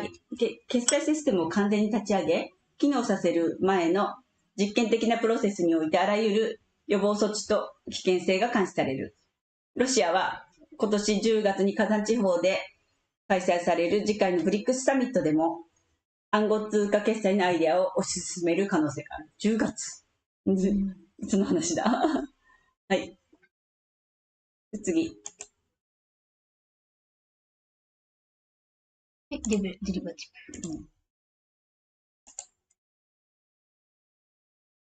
ブ。18日。ゴールドが放出され、金で裏打ちされた通貨になれば、その時点でデリバティブは帳消しになる。その点でコットレル氏とスコット博士の意見は一致している。スコット博士っていうのはスコットヤン、ネサラゲサラの人。そうそうそうそう。ドクタースコットヤン。そうです。マック・ゼットさんのライブにも、しょっちゅう出演されてる方ですね。理由は新通貨は旧通貨の負債を引き受けることができないからだ。はい、そういうことですね。これの長いバージョンが、ジェンテルさん出してましたね。同じこと。はいはい。ジェンテルさんのやつ今日私用意するの忘れたので後で出そうかな。はい。じゃあ次。日米韓。ジェンテルさんのやつ後で出します、ね。すいません。日米韓。コールドテレグラフさんから、速報、米国、日本、韓国が外国為替市場について緊密に協議することで合意したかということで、ね、しましたね。で、これのニュースがその下にあって、こっち、ヤフーの方ですね。はい。これありましたね。事実でしたね。はい。ですね。読みます。日米韓為替で緊密協議。これヤフーニュースから。急速な円安、ウォン安懸念共有。財務省声明。対ロシア連携も。日本と米国、韓国は17日朝、米ワシントンで初の財務省会合を開催した。会合後に発表した共同声明では、為替市場の動向について、最近の急速な円安、ウォン安に関する日韓の深刻な懸念を認識すると表明。3カ国で引き続き緊密に協議すると強調した。会合には日本から鈴木俊一財務省が出席。米国はイエレン、まだイエレンかいみたいな。で、韓国は、なんか張さんが参加した。外国為替市場では円相場が1ドル154円台後半と約34年ぶりの安値水準で推移。154円ですよ。ちょっとやめてください、もうやめて、もうやめて本当にって感じです。これ本当困ります。で、ウォンも約1年5ヶ月ぶりの安値をつけるなど、日韓両国でタイドルでの通貨安による輸入物価の上昇といった経済の悪影響が指摘されている。ね、本当にもう困ります。もう全然めちゃくちゃ困ります。じゃあ次。これもテレビでも。じゃあ、ジェンテル探します。検索できますよ。出ると思います。これ、愛友信さんからの情報提供ですね。フジテレビのニュースで報道されたようです。銀も高騰。金の価格が高騰し、過去最高値を更新する裏で、投資用の貴金属として人気。金の価格が過去最高値を更新する中、金の価格も高騰している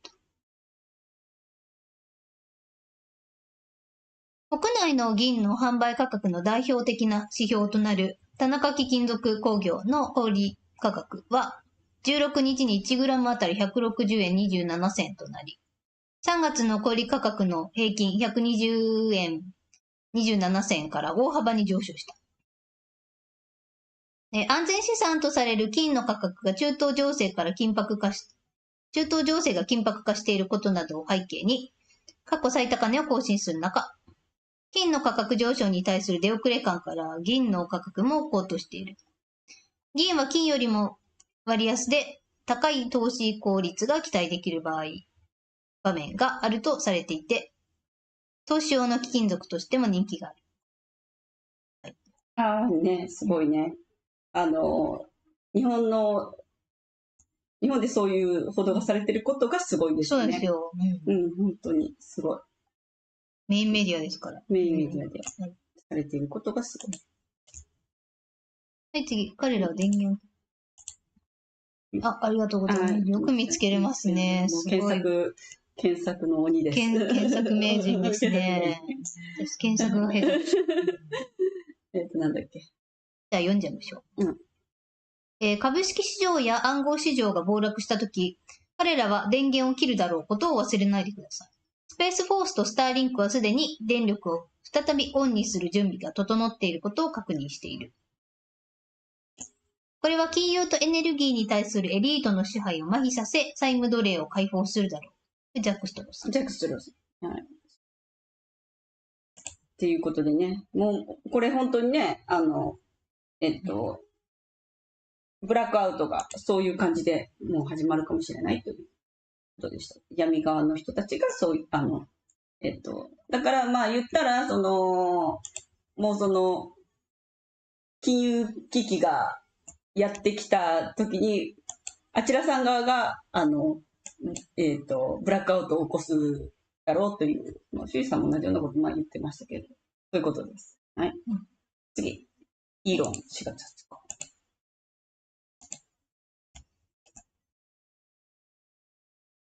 はい、イーロンです。はい。正式な話。これ、オフィシャリーって言ったらね、正式な話として、4月20日は、私が1年の中でお気に入りの日だ。誰が準備ができているんでしょう。これ意味深ですよね、これ。4月20日は私の中でお気に入りの日です。今日なんかあるかもしれないって思っちゃいますよね、これ。はい。イーロンが言うんですもん。計画を把握しているイーロンが言うんですもん。はい、じゃあ次、何か大きなことがやってくる。はい。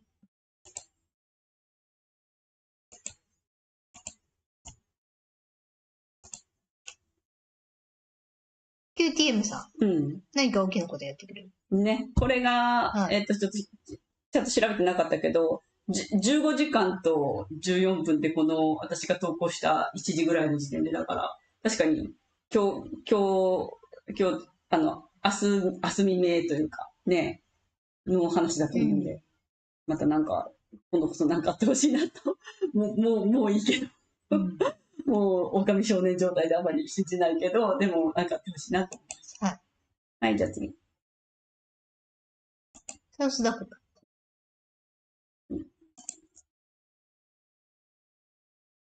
こちら。速報、サウスダコタ州全域で大規模な911コール障害が発生し、全国に拡大している。現在、サウスダコタ州とネブラスカ州全域、ネバダ州、テキサス州、アイオワ州、フロリダ州、ウィスコンシン州、ケンタッキー州を含む全米で謎の広域停電が発生している。当局によると911コールサービスに大きな障害が発生し、緊急通報が通じなくなっている。当局が積極的に調査中だが、この停電の原因は現時点では不明である。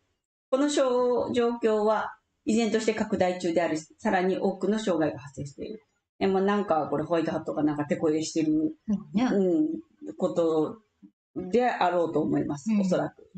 その闇側のそういうシステムとの切り替えを何かやってるんじゃないかと思われますけどね。はい。もうEBS に向けた準備をやっているのだと思われます。だといいですね。だと思います、きっと。はい。で、次、トラさんは共和国。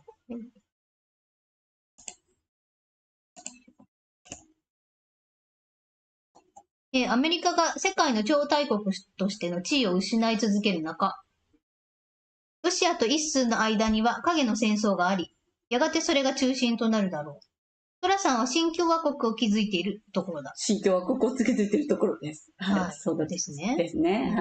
いや、これも本当にね。絵面ですね。これ絵面から。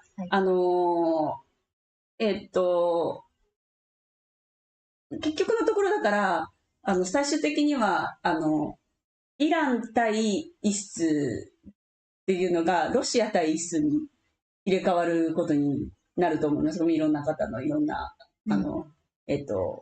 お話から。で、結局のところで、この今起こってるこれらっていうのは、とにかくイスを消滅させるための、あの手この手の、やり方、計画の中の一つだと思うね。で、いずれにしてもイスがとにかく消滅するんですよ。そのために、どういう道筋を通るかっていうことがコロコロ変わってるんだと思うんですけれども、おそらく今回もう最終的にこれで収まったんじゃないかなっていうふうに見てます。マスターシミラさんも言ってましたね。そうですね。ロシアがイスを潰すだろうみたいなこと言ってますね。そうなんですよ。結局のところロシアと、だから今、いろんな、なんか、この国は一数より、この国は、イランよりみたいな感じでいろんなニュースが出てきてますけれども、で、今ね、なぜか、サウジアラビアが、なぜか一数寄りなんですよね。なぜかね。なんかそういう、出てました。まあちょっとね、だからそれもめちゃくちゃシナリオっぽ臭くって、そういう、いろんな国がどっちかについてみたいな感じの、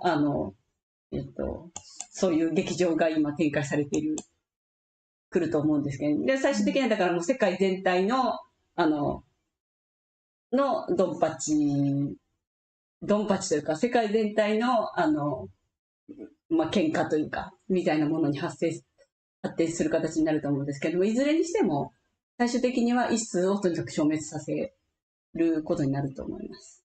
もうそのためにやってることです。はい。じゃあ次。トラさん階段。トラさん階段。は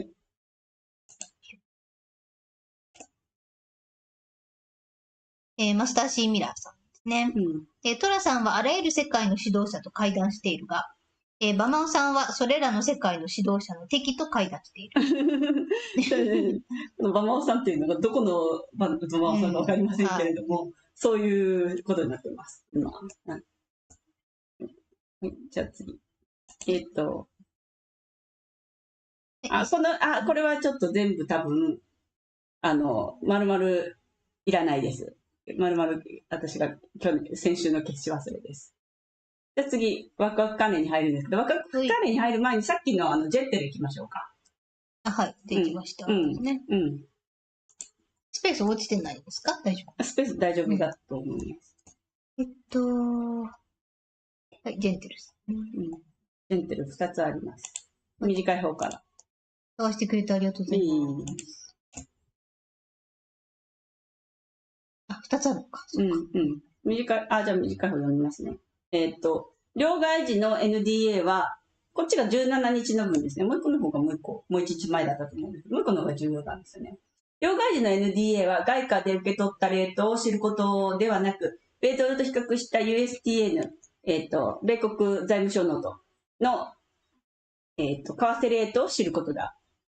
彼らは米ドルで両替した後 USTN での金額を計算し、その金額を財務省口座に入れる。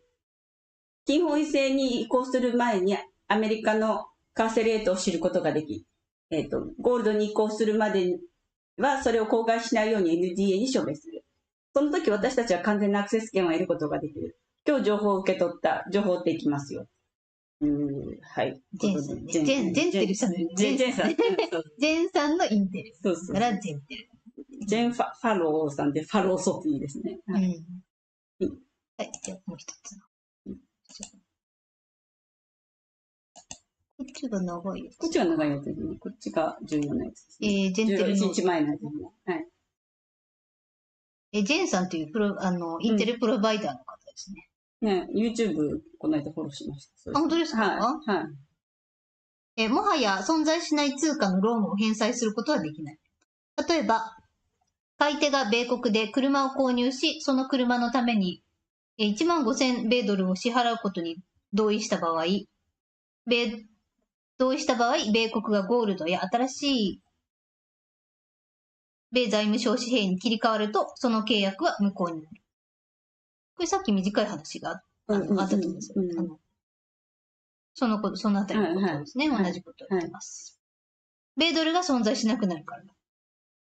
現在のローン、契約、合意の締結方法が最終的に時代遅れになる。すべての国の通貨が解明されれば、それら特定されていた通貨はもはや存在しなくなるからだ。一旦金融協定が結ばれると、新たな条件を設定したり、新たな書類を提出したりしない限り変更することはできない。したがって、米国内のドルという言葉を含む契約は、米国が新しい米財務省紙幣に切り替わった時点で無効になる。素晴らしい。したがって債務免除と。それが債務免除となるんですね。こう全部いっぺんに来るんですよね、そこがね。金担保制になると同時に、ドルは無効となるから債務免除となる。ドル時代の債務は無効となる。これは実際には債務免除ではなく債務の取り消しで。そうですね。そこの取り消しってこと。結論。債務免除は現実であり可能である。ほとんどの金融業務は安全または変更される。お金をゴールドに変えれば儲かる。銀行にあるお金は安全だ。安全なんですね、この方が言うのはね。ホワイトハットは大混乱を避けるため、これを確実にする措置を講じている。人々が自分のお金にアクセスできない期間があり、パニックが起こる期間があるかもしれないが、それは短いだろう。その期間は短いだろう。株式市場にあるお金については、市場の暴落があるだろうからわからない。しかし、ほとんどの場合、銀行にあるお金は安全だ。これは、ね、ここ最近もなんか、テレグラムのチャットで、そのやりとり、質問があって、やりとりがあったんですけど、基本的にチャーリーさんとか、グラハムさんとかは、銀行にあるお金はミラーリングされているから、安全だけれども、同じなんですね。一時的にというか、結構長い期間、自分のお金にアクセスできない時期ができると思うから、ミラーリングされたものが戻ってくるまでに時間がかかるから、だから、銀行に預けてるお金は手元に現金化してた方がいいですよっていうふうに、そのお二人はおっしゃってるんですけれども、お二人だけだとかにもですけれども、フィルさんとエズラは違うんですよ。もうとにかく銀行にあるお金は安全じゃないからすぐ下ろせとずっと言ってますので、ちょっとね、どちらを信じるかはお任せしますけれども、どちらにしてもすぐにミラーリングされてたとしても、すぐにはお金が戻ってこないから現金化しといた方がいいですよとは言ってるので、やはりね、ものすごいとんでもないお金持ちの方で、何億も家に置いとくの怖いわみたいな人じゃない限りは、できるだけ銀行にはお金を置かない方が賢明ではないかなとは思います。私なんかは、身軽なので、全部常に下ろしてますからね、引き落としとかのお金だけ、置いといて、フィルさんもそう言ってました。月々の引き落としとかで、必要なお金しか銀行に置いてないって言ってました、フィルさん。フィルさんでも、もう巨万の富を持っているフィルさんでもそう言ってました。その辺は、責任を持てないことなので、それでね、家に置いてて、香織さんが言ったから全部お金下ろしてたら、泥棒入って盗まれたわとか言われても困るんで、私何の責任も持てませんけど、まあ私が得てる情報はそういう感じですね。はい。はい。はい。じゃあ次。ジェンテル終わったので。まあ、株式市場に投資してる人は、引き出した方がいい。それは全員。みんな共通して言ってます。はい。はい。すべての銀行が生き残るとは限らず、合併など多くの変化があるだろう。債務免除はゴールドに移行するときに起こる。そうですね。その前に RV を行う必要がある。米国内のタイムライン。RV、バイジー離脱。ゴールドへの移行。で、さらげさら。バイジー離脱が先ですね、やっぱりね。債務免除は値下げさら展開の一部だ。米国の RV の時期は他の国々が金担保制に移行した後である。米国の RV。そうですね。米国の RV。で、米国は 5月中に金担保制に移行する。遅延がなければおおよそその時期になる。ぐらいですね。米国は。ということは今の話から言うと5月までの間に他の国の RV が全部終わっとかなきゃいけないってことですね。はい。いずれにしてもね。そうなんですよ。ということです。で、ゴールドはホワイトハット作戦の根である。雑草カラスには根を抜かなければならない。私たちは大丈夫というより良くなる、本当に良いものになる。ということです。はい、心強くね、こういう言葉をね、もらうと本当心強い。心強いね。素晴らしい。はい。はい、次、じゃあ戻って。戻りまして、どこに行ったかなワクワク関連。はい。じゃあワクワク関連いきます。はい。ワクワク？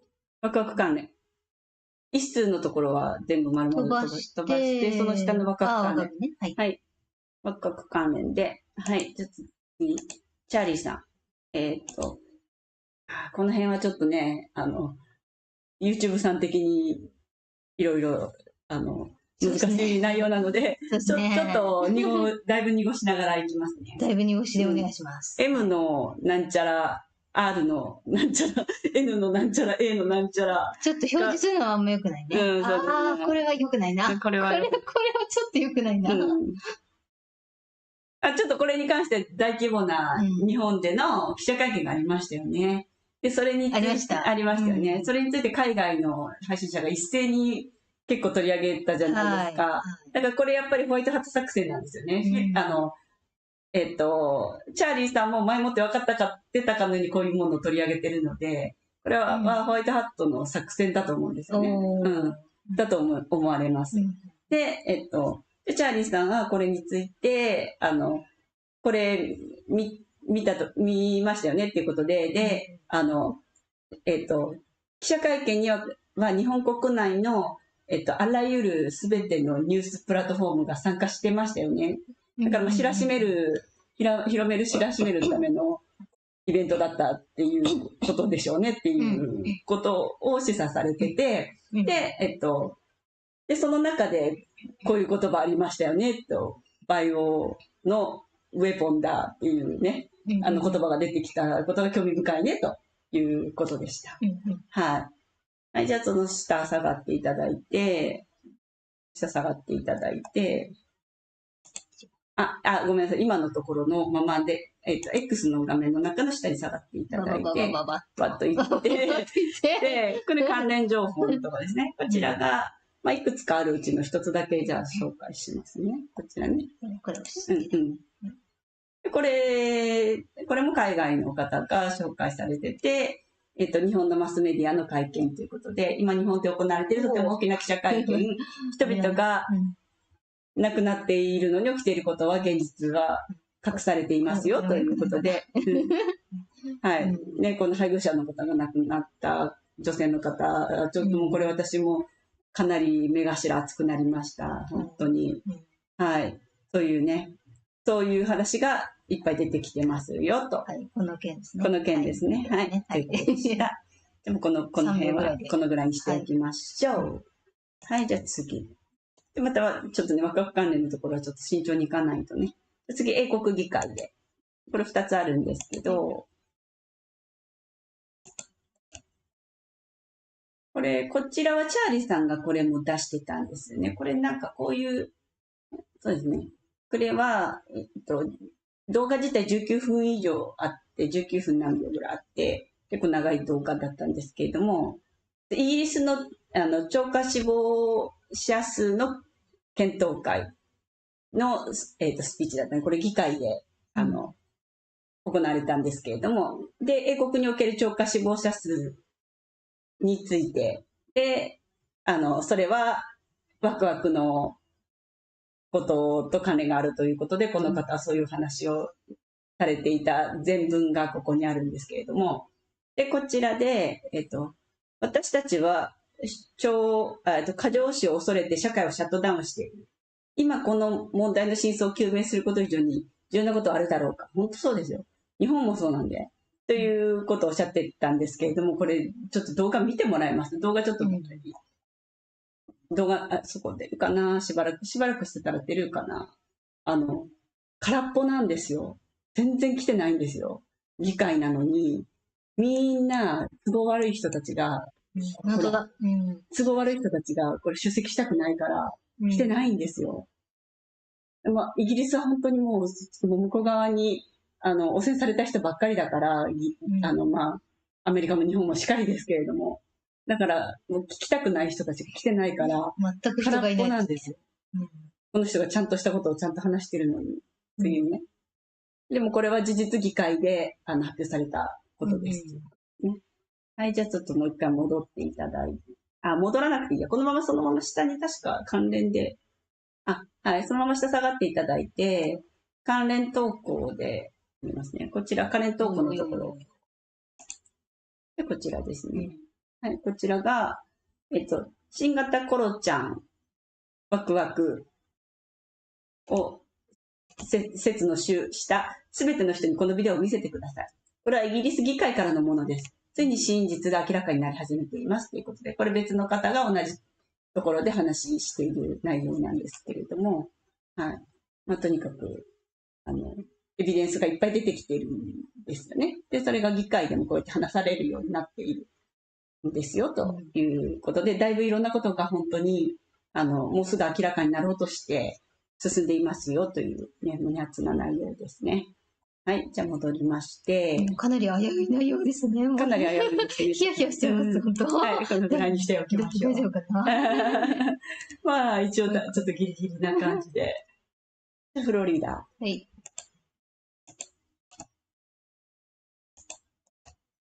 これまた続きまして。また。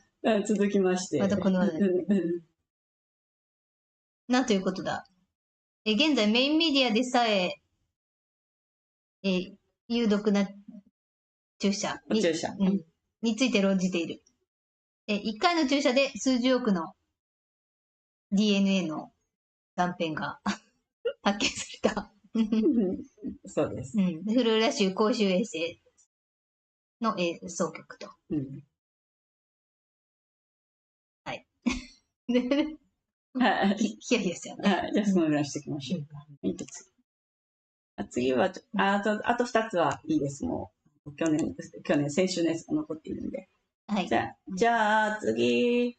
またフィルさん一番最後にしますね。フィルさんめっちゃ長いんで、一番最後にするんで、フィルさん飛ばしてもらって、めっちゃ長いんで、で、フィルさんいっぱいあるんで、今週。トラさん。フィルさんめっちゃ、まだそれも全部フィルさんなんですよ。そうなんですね。違う。そこも全部フィルさんなんです。まだ下行ってもらいますね。それも全部フィルさんなんですよ。で、まだフィルさんなんですよ。まだフィルさんなんですよ。これ全部はい。じゃあトラさん。次トラさん。はい。時間足りるかね。ちょっとはしょっていきますんで、やっぱり一番最後に持ってってちょっと調整しますので、全部読まないと思います。はい。トラさん関係。トラさんの口止め料裁判で、ニューヨーク出身者12人と補欠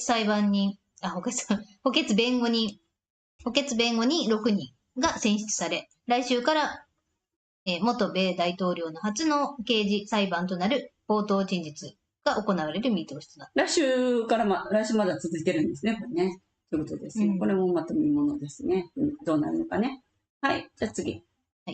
バンシーンが決定しましたと。はい。で、次、スタートレック。12時。ですね。はい。トラさんがスタートレックと同じロゴで宇宙軍を立ち上げたのは、なぜだと思う？なぜだと思いますか？彼がスタートレックのファンだったから？よく似てますよね、これね。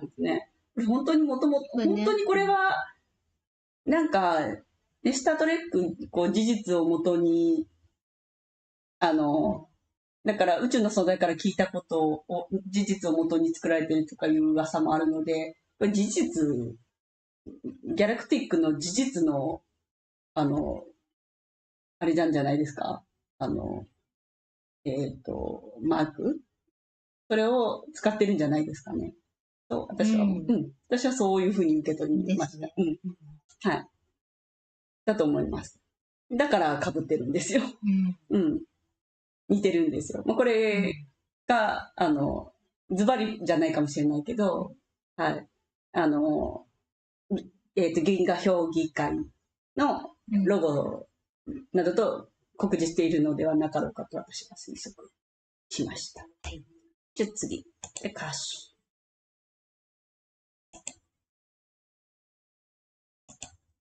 歌手が結構、そのトラさんの裁判について、いっぱいいろんなところで発言してくれてるんですけど、こちらパトリア・オトエユさんの、やつですね。で、こちら歌手。米国史上最大の不正裁判では、陪審員が選ばれ、宣誓し、宣誓のもとで嘘をついた。陪審員になるために、そして、ブラッグ、アルビンですね。アルビン・ブラックとマーチャントの、適正手続きによる破壊チームに加われるために、彼らは違法行為で起訴されるのだろうか。CNN がこれを取り上げるのは間違いないだろう。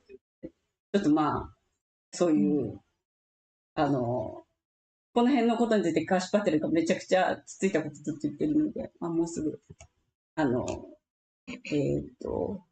もうすぐね、来週にはね、いろんなことがわかると思います。これも暴かれて、あの人たち、これ、その裁判を仕掛けた側の人たちが、もうすぐ暴かれちゃうんじゃないかなって思います。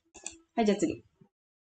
これ、ダンちゃんは飛ばしてもらって、ボルちゃんいきます。はい。残ってただけですね。ボルちゃ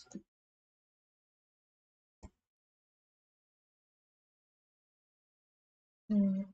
C。4月21日、午前11時。コパカバーナ、RJ。ブラジルは我々のものだ。みんなにハグを。で、この投稿は、おそらく、日本時間の4月21日の10時になるんですけれども、コパカバーナで、デモを行いますよっていう、告知だと思うんですよ。また、このタイミングであるみたいなんで、デモが。4月21日、日曜日か。明日日曜日の、夜10時。はい。あります。これもまた、なんかいろんなものと、ほら、イラクの RV とかと全部まとめてバンって来るかもしれないなとか、ちょっとこのタイミングとか思っちゃったりして。そういうタイミングかもしれない。はい。はい、じゃあ次。じゃあここまでで、あとフィルさんいきますね。じゃあ長いフィルさんワールド入りますよ。ありますね。はい。ちょっと、ある程度ではしょりますんで。はい。じゃあとりあえず、フィルさんの14日のライブの要約からいきますね。はい。ここだけはちゃんと話そうと思ってたので。でこちら、先週の日曜日の朝の、ライブですね。だいぶ前のことのように思うんですけど、一応今週になるので、はい。前半に結構ね、これちょうどだからトラさんが、演説をやってた時だったんで、トラさんの演説みんなで一緒に見たみたいな感じだったんですよ、前半は。で、トラさんこんなに言ったね、みたいなことを、フィルさんが横で注釈入れたり、てくれたりみたいな感じだったんですけど、で、途中から Q&A に入って、Q&A の部分だけを要約しました。その前の頃でも他に面白い話あったと思うんですけど、ちょっと忘れちゃったな。はい。もうこの時に Q&A の予約しただけでちょっと力尽きちゃったんで、はい。じゃあ Q&A。なぜ日食中に月が見えなかったのか、月が見えなかったんですかっていう質問で、月は宇宙にある岩ではないからだ。地球から20万マイル離れていて、太陽からは900億光年離れているというわけではなく、月は浮いている円盤なんだ。で、また円盤って言ってました。ディスクって。はい。月は浮いている円盤なんです。球体でもないみたい。うん。私たちの、惑星には太陽と月という2つの光源がある。月も独自の光源を持っていて、太陽は明らかに独自の光源を持っている。月も独自の光源は、月も光ってるんですよね。太陽の光を吸収してるだけじゃなくて、月自ら光ってるんですよ。で、月も、聖書に耳を傾けると、月は夜を照らすためのものだったでしょ。太陽は昼を照らすものだった。さて、太陽と月は地球の周りを同心円状に回っている。今日私がテレグラムに投稿したモデルをご覧いただきたい。北回帰線、南回帰線、赤道、北極圏、南極圏など、太陽と月が地球の周りを同心円に、同心円を描きながら私たちの平らな領域の周りの円の上を横切る。私たちの領域はフラットだが、ディナープレートのように丸い。ただの球ではないのだ。ディナープレートみたいな。こう、だった形だという。こうか。で、空には2つの小さな光がある。太陽と月だ。月には周期がある。月が新月から満月になり、その間に月が太陽に近づくにつれて満ち欠けするのをご存知だろう。月の光とエネルギーはすべて太陽に取り込まれ、月は完全に暗くなる。それが新月だ。月が太陽から遠ざかるにつれて太陽は月の光を月のエネルギーほどには取り込めなくなる。そのため月が再び光を放ち始めることになる。なんかそういうシステムらしいんですよね。はい、月自体も光ってるけれども、近づくと、あとは遠ざかると、太陽と月のお互いのエネルギーのやり取りが、うまくいかなくなって、暗くなるみたいな。で、太陽と月が、平らな領域の上空にあるとき、それらは互いに最も遠い位置にある。新月のサイクルは28日ごとに起こる。太陽の前に黒い丸が見えるまで、なぜ月が太陽に近づいているのが見えなかったのか、素晴らしい質問だ。見えるはずなのに、それが空にあれば、満月の時のように白い月が見えるはずだったが、そうではなかった。これ、日食の時の話ですね。でも誰もそれを説明しようとしないのか。なぜ地球人たちは地球天動説の球体地球を信じているのか。月の光はどこにあるのですか。なぜ教えてくれないのでしょうか。説明できないからだ。私が今言ったことでしか説明できないからだ。月が満ち欠けする理由もまさにそれなのだ。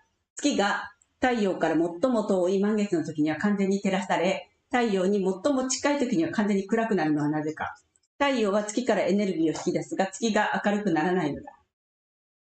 引き出すから月が明るくならない。そういうこと。太陽が月からエネルギーを引き出すから月が明るくならない。月の中の太陽を電池のプラスとマイナスと考えてみてください。太陽がプラスで月がマイナスだ。プラスがマイナスのエネルギーを引き抜く。まさに太陽と月がそうだ。あなたは時計の上に生きている。あなたは神の時計の上に生きていて、すべてが回転している。地球も巨大な電池のようなもので、太陽と月はその一例に過ぎない。だから、先日の日食であなたが見たものは、月が太陽を覆い隠したものだったということだ。しかしなぜ、どのように日食が起きたのか、そして、なぜあなたの目が何を見たのか、その理由は何なのか、今言ったこと以外に説明はない。なぜなら月が太陽の前に出てきたからだ。太陽に照らされるはずなのに照らされなかった。フラットアースはそれをうまく説明している。聖書はそれをよく説明している。というふうにヒルさんは言っています。次、9。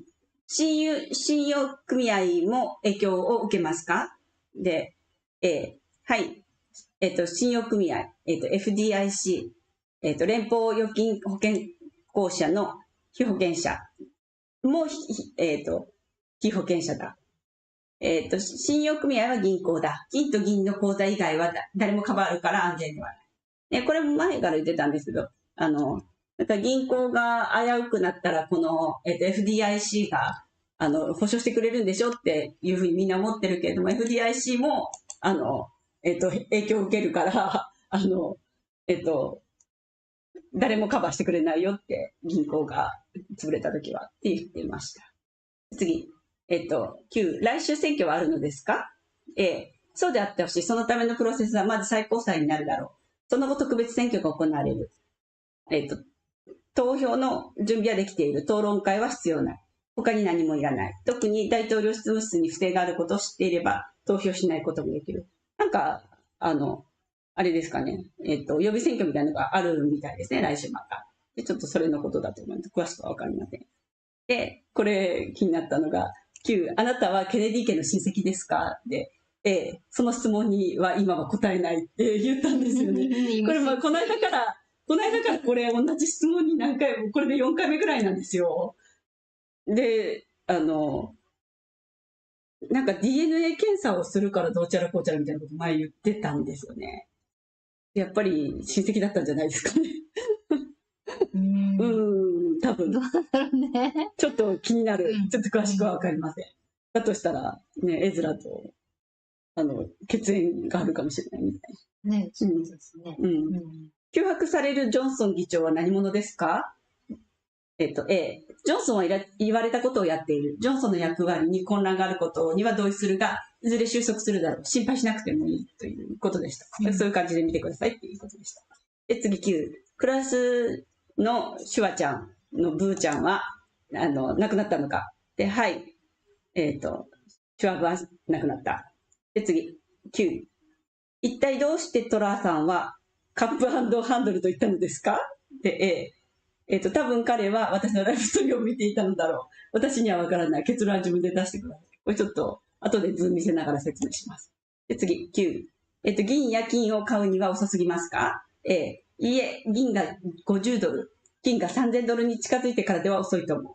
その臨界点に到達したら毎日急騰することになるでしょう。何週間も、ね、銀がやっぱり50ドル超えたら、臨界点らしいです。何週間も毎日2、3日かけて2倍になることもある。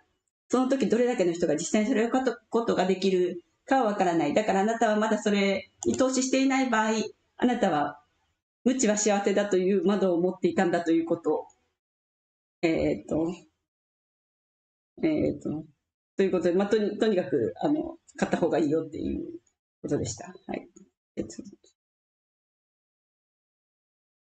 長いな。これはいいです。次。で、なんかそんな話をした後に、だからおそらくあなたはスクランブルエッグのスクランブル、について研究したけど、またスクランブルエッグって言ったんです。もう何かわかんないです、これ。だいぶ下に行きますね。はいはい、行きました。だいぶ下、そこで次です。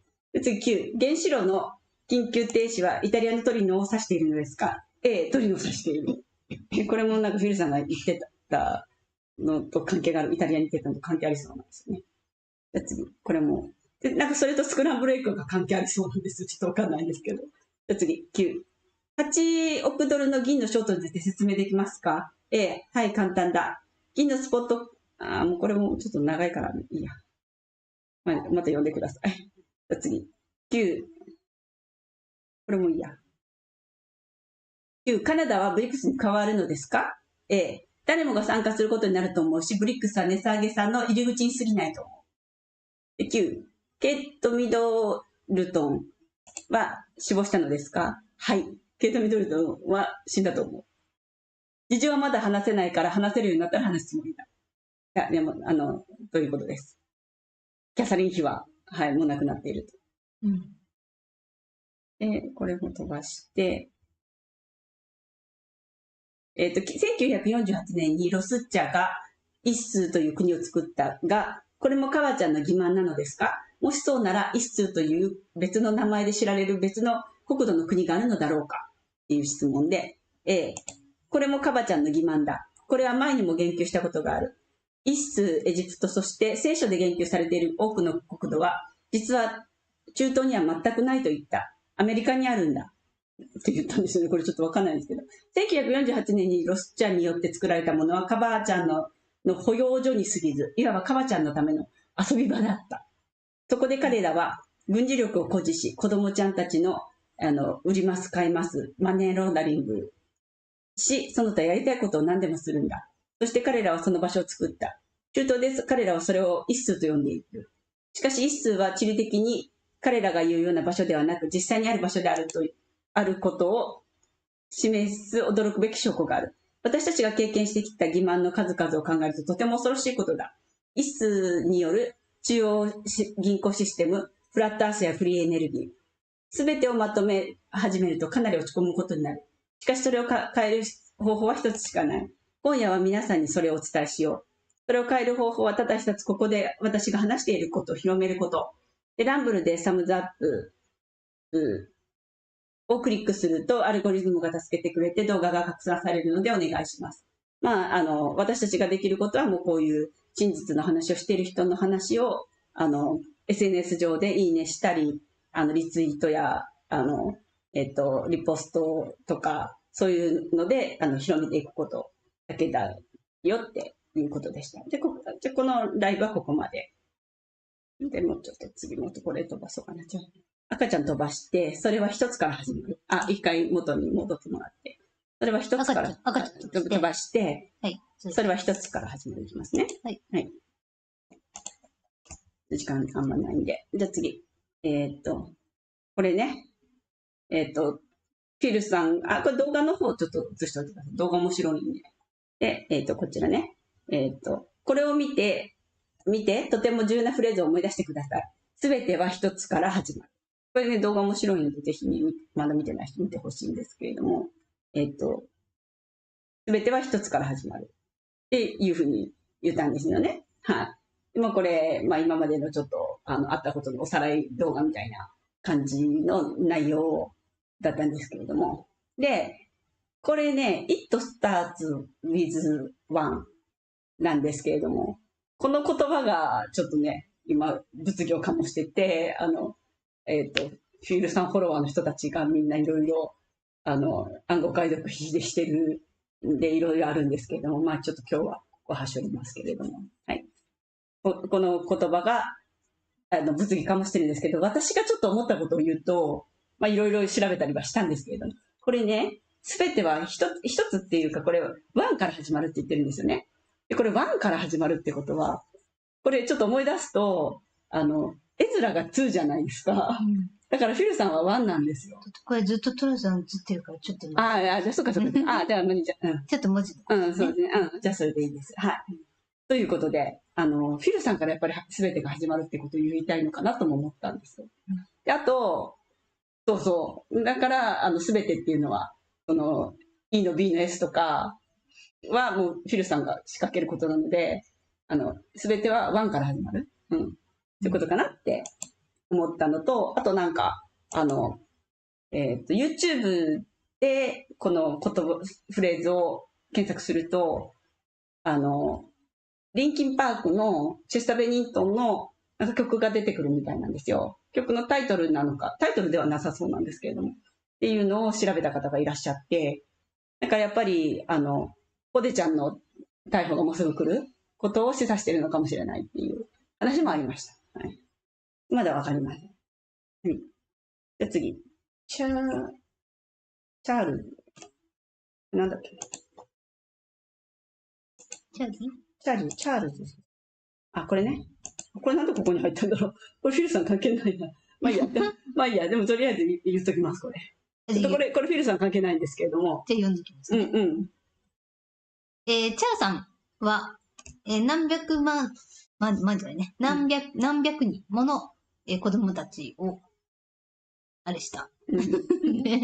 爆発的な新証言。元生徒と内部告発者による暴露によると、チャーさんは英国のエリート寄宿学校で、数十年にわたる大規模な小児の性愛の組織に関与していたとされている。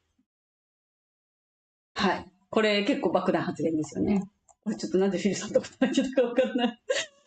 最後ちょっと調整できない。で、次、バイジー。なんだっけな。フィルさん。はい。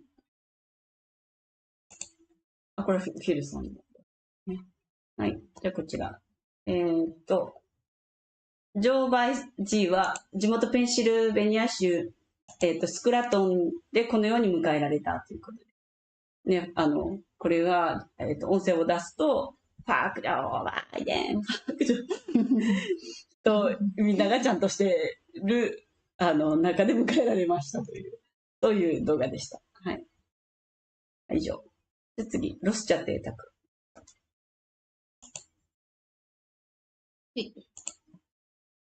なんか、ね、今週は結構、フィルさん、ニュースキャスターのように、ニュース配信者のように結構いろんなニュースを出してくれる。はい。じゃあ次、かつてロスチャー家とモロコ国王が所有していたフランスのお城が4億2500万ユーロで落札される。この系統のニュース今週結構ありましたよね、他もね。ありました。なんかもう一人。今日は、エリちゃんのいとこね。いとことか。のお城を売却したっていう話。ありますね。あと、ダイアナ・ロスが家とかね。これ系の結構最近ね、嬉しいですよね。これ、ね、気持ち上がりますよね。はい、じゃあ次。ダイアナ・ロスのニュースと連なって、もっといっぱいあったんですよ。アメリカのその芸能人のね、豪邸が売却されてるっていう。あ、そうなんですね。でも、そんな有名じゃない人、ダイアナ・ロスぐらいだったんですよね。多分、皆さんが聞き覚えあるかなっていうのが。ハリウッド俳優とかじゃなくて、アメリカ人が見たら、多分アメリカの、まあ、俳優、女優みたいな。そうですね。アメリカ人が見たら、うおーみたいな内容だとは思うけど。そう、名前が聞き覚えがない人たちが多かったので、出さなかったんですけどね。はい。ダイアナ・ロスは有名です。そうですね。で次、あと、ちょっとこのノートルダムのこれ飛ばして、で、2021年1月のフィルさん行ってみましょうか。これだけちょっと面白いネタなので。2021年1月のフィルさん。あ、もうちょっと下下がって。で、2021年1月の。これね、じゃあフィルさんが、ランブルのいいね、動画のいいねいっぱいしてほしいっていうのに200万いいねを目指してるからみんなしてねって言ったので、私も、フィルさんの、ランブル見に行って、全部、もう結構いいねしてたんですけど、今までのやつも。でもしてないやつがあったので、それをこう全部いいねしていってったら、一番下まで行ったら、もう本当にものすごい量のね、ライブいっぱいしてきたので、それ全部見て、タイトルだけ見ていって、そしたら、一番最後が2021年の1月だったんですよね。フィルさんのライブの残ってるのが。私2021年の6月とか7月ぐらいからちょろちょろっと、フラットアースとかいうタイトルとかだったら見たりしてたんですけれども、で、2021年の1月のやつ、これは私も見てなかったので、ちょっとその古いやつ1、2個見てみたら、フィルさんがちょっと可愛かったんで、ちょっと一緒に探してもらいます。で、ちょっと今とちょっと雰囲気違いますよね。3年前。なんかふっくらしてます。ふっくらしてる。ね、なん結構もうずっとこんな感じでふっくらしてたんですよ。あと、もう本当にケリーさんと出会うまでの、出会って本当に変わったんですよ、ウィルさん、雰囲気が。本当に、なんかちょっとね、ちょっと垢抜けたんですね。そう。で、ちょっとね、なんだろうな、こう、インテリ特有の、こう、ちょっと鼻にかけたものの言い方で、ちょっと嫌なやつだなっていうふうに人に思わすような雰囲気を漂わせてたんですよ。もう最初はそういう人だったんですよ。わかる。もうインテリ特有のね。お前らそんなのも知らないんだ、みたいな。俺はそんなの知ってるけど、みたいな。そういう雰囲気だったんですよ。常に、ものの言い方も。そういう喋り方だったんですよ。で私も最初見た時から、もうあなた賢いのはわかるけど、ちょっとなんか、鼻につくなって思って、ちょっとあんま好きじゃなかったんですよ、一番最初。でも内容が面白かったから見てたんですよ。そう、で、まずは私はフラットアースのこと紹介してたから、見てたんですよ、一番最初はね。で、まさかこんないろんな、ね、急にここまでどっぷり関わってる人って知らなかったから、だんだんそういうことが分かってきて、もう、必死で見るようになったんですけど、最初は、ただそういうこう、面白い見物みたいな感じでちょっと見てたぐらいだったんですけれども。そう、でもこんな雰囲気だったんですよ。またちょっとね、過去のやつほじくり出してまた紹介していきますね。面白いの見つけたら、ちょっと見直してみようと思って。これは私も見たこと、一番最初の一番古い、ライブでした。たった3年前なのに。ねだいぶ違いますね。違いますよね。本当にね、何よりもやっぱり、本当にケリーさんと出会ってから本当に変わりました、雰囲気が。なんか、なんだろうな。本当人間嫌いって感じの人だったんですよ、もともと。自分でもそういうふうに言ってるし、誰のことも信用しないみたいな。で、物の言い方とか、もうそういうのがこう、全面に、醸し出してる雰囲気もそういう感じだったんですよ。今みたいな、こう、おちゃらけた感じのキャラじゃ全然なかったんで、すごい、ね、ケリーさんと出会えてよかったなって思いました。はい、じゃあ次。あと一つ、二つ三つにしますね。で、銀の詐欺は続く。はい。これね、今週、ほら、先週、来週には、もう$30到達すると思うよって言ってたんですけれども、フィルさん。それが、今週、フィルさんが言ったのが、こちらね、昨日のビッグスウィアを見ていると、バンクオブアメリカと JP モルガンはまだ銀に対する作業を続けているようだ。そうなんですよ。で、バンクオブアメリカと JP モルガンが銀が下がることに下がる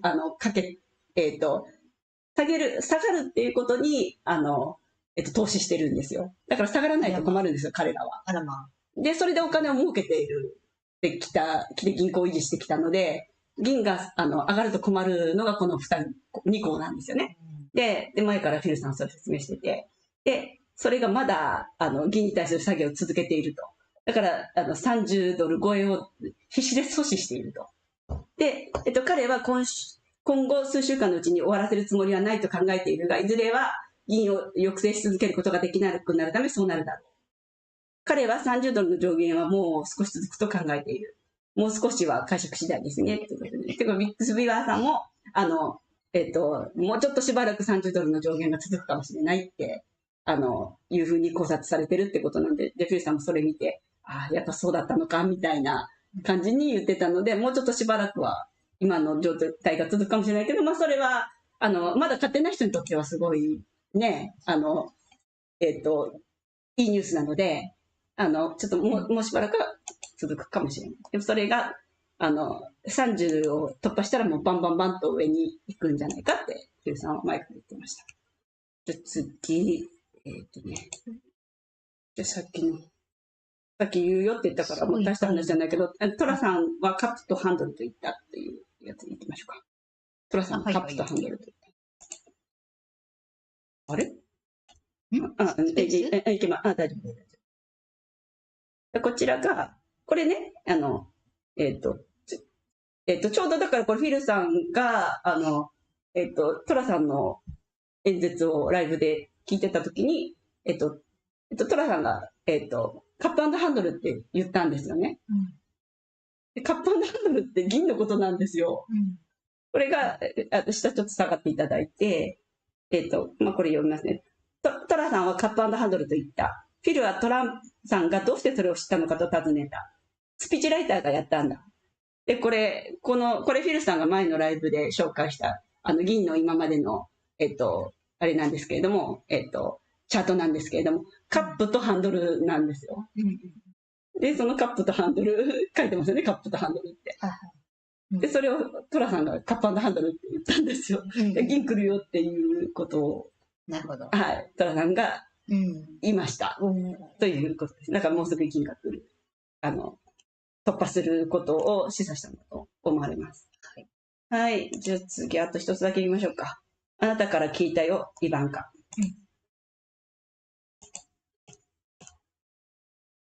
はい。じゃあこちら。これ、一番上あれちょっと、合ってるか。大丈夫ですね。イバンカ、イバンカトラさんは、自身のインスタグラムにこのように投稿した。じゃあ、写真出しておいてもらえますか。はい。投稿した。イバンカトラさんは、彼女のジャケットはペンデルトン。これ私も見てなんだろうなと思ったんですよね。ペンデルトンのゲマは、105。105はグリーンライト、ゴドルスキー、911、911、ニューラリンク、プレートフル、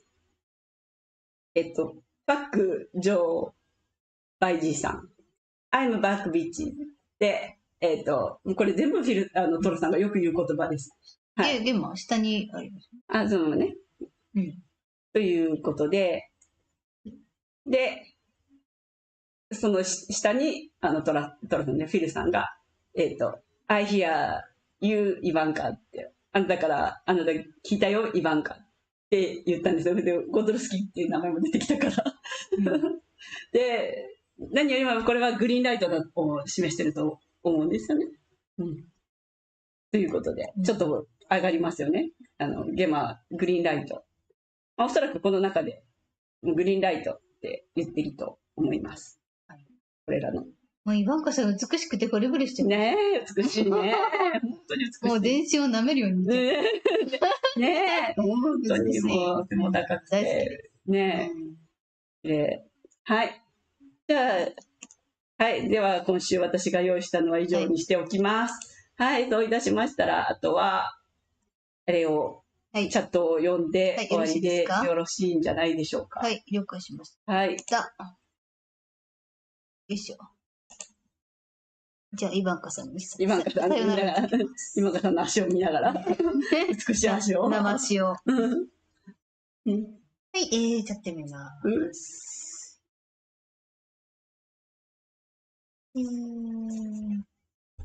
ああ、間違えた。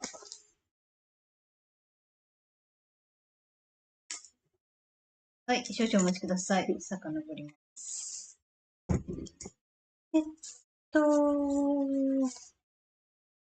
これね、酒粕に酒粕をペーストにして、レーズンを漬け込んだんですけれども、酒粕レーズン、ラムレーズン好きな人にはおすすめ。酒粕レーズン。苦手な人も多いと思うけど、パンにつけて食べます、私は。美容と健康のために。ちょっと待ってですね。美味しい酒粕。どこまで読みましたか？うつむどん。どっかの配信者、私はいくら所有してます素晴らしい。ワールドカレンシー。リンゴ？あんまりキンクいっちゃうと。ベトナムの運動性影響です。少々お待ちくださいね。タッカーの話が気になる。左目大事、ひょっとこう。あ、このかなヒデさん、そっか、そうなんね。あ、プリアです。プリアです。あら待って。次は、ちょっと待ってください。もっと上かな？もっと上っぽいね。なるほど、しょっぴくんで。書いてくださいまたね。もっと上かな？まだあらららら？あらあら、もっと上だな。事務再建についてお二人どう考えでしょうかまでは読んだですね。プレアです。はい。お口にチャック。ゆきこさん。家族や親戚も危険だしね。ひでひでさん、中国やロシアの、善行は、全く報道されません。そうですね。本当に全くね。ゆきこさん、分かってからお腹にしまっておくのが一番安全です。何もない顔してさ。ジュリさん、ジグに期待大です。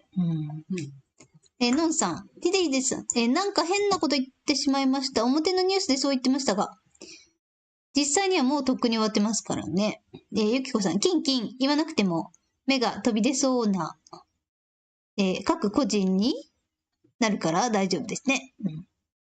さよさん、ボニータさん、T4 と T5 の違いを教えてください。また落ちてる。です。T4 と T5 の違いを教えてください。私に聞いてます？はい。T4 と T5？ はい。T5 は、普通に持ってる外貨を両替するだけの話で、T4 T4A だ、T4B とか、T4 の場合は、あらかじめ、もうちょっと、なんて言って説明していいかわからない。特別レートが適用されることになっている人たちなんですけれども、ちょっと定義が曖昧なので、何とも言えないんですけれども、一応 T4B が、一般的に言われている通りだとしたら、ですよ。だとしたら、私たち一般人で、ディナーリキャップスに登録しただけでっていう、ちょっと謎なんですけれども、という、登録している人たちのことを、メール登録している人たちのことを指します。で、そういう人たちは、特別レートが適用されて、人道支援を、したいということで申し出たら、特別レートでお金を還元してもらえる可能性があるというふうに一般的に言われていることですね。はい、タイパンさん。RV のティア段階、階層。書いてくださってますね。ありがとうございます。じゃあそれで。はい。それで。T1 は政府。T2 が軍。これをまとめた人々。グループ、T3 が人道的組織グループ。どうした？もう完全に落ちちゃった。終わっちゃってた、スペース。あら。今、あれだな。SKR グループ T4 はインターネットグループ。RV の動向を追う人々は T4A。SKR を持つ個人。現在は T3 の一部。T4B は個人、インターネットグループ。T5 が一般ですね。ありがとうございます。ひでひでさん。のんさん気にしないでください。実際にはとっくに終わってるというのは正しい世界観だと思います。実は RV の進み具合も今出ている情報と違うのではと考えています。ゆきこさん、SKR ってなんだっけ？ひでさんだろうね。タイパーさん、SKR はセーフキーピングの略です。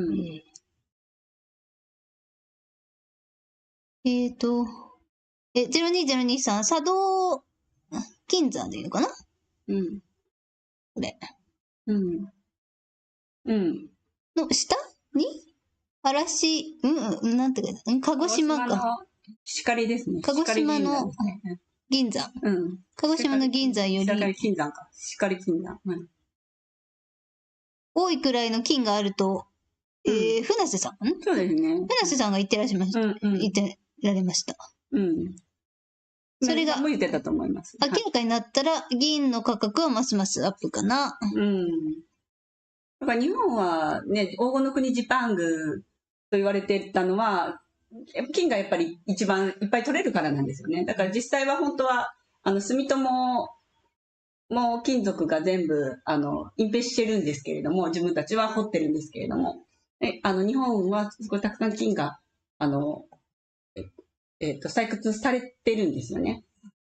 銀も。ね、銀は、ね、石見銀山とかいっぱい、もともと銀山いっぱいあったじゃないですか、今閉鎖。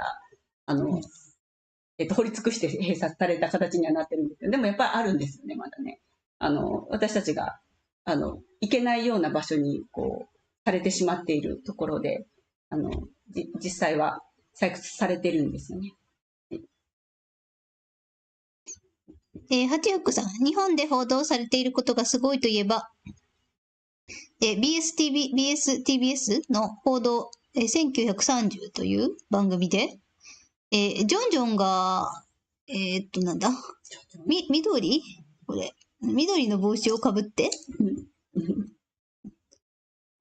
よく見えないですけど、これ、緑の帽子でいいのかな、をかぶって、VTR 出ていたり、DS の話題を取り上げていたのに驚きました。めちゃくちゃそれ、あれですね。まだそこかという感じしましたが。そうですね。ひでひでさん、イーロンといい、Q カウントダウンといい、フラグ立ちまくり。そうですね。実は20日って言ってたんでね、イーロンもね。20日大好きって言ってたから。なんだろう、今日なんかあったのがあるかなと思って。0202さん、中国 CN? の善行について知っておられることがあれば教えてください。中国な。チャイナってことじゃないですか。CN ですよね。なんで、CN ってとこに書いてあるのかわかんないですけど。あれだ、旗の絵文字を、書かれたんですね。そう、旗の絵文字出ないんですよ。出ないから、そう、母ちゃんね。そう。多分そうだと。おそらくそうだね。知っておられることあれば教えてください。善行もうそんな、いっぱい。そうですね。周様ね。周様のお膝元なんで。いろんな人と会ってるじゃないですか。だから、前に、例えば、半年ぐらい前に、周さんのところに、フランスのマクロンが会いに来て、その帰りぐらいからマクロンの言動がコロッと変わったじゃないですか。かなり遡りましたね。いっぱいありますよ。だから、周さんと会ったらみんな洗礼を受けて変わるんですよ。伝わることになってるんですよ。はい。で、悪い人たちがもう全部、はい。もう数えきれないですね。数えきれない。はい。まあ、銀行家の、お偉い方も、もう次々亡くなられてるっていうのも。そうですね。周様の功績かもしれないですし。はい。たくさんの粛清が行われて、CNN じゃないと、CCP の、もうほぼ崩壊に導いたのは、全部周様の功績ですね。はい。そうなので。ゆきこさん、癌は不治の病ではないと船瀬さんが言われてました。本当にそうですね。癌も治るし、メイさんにかぶせた。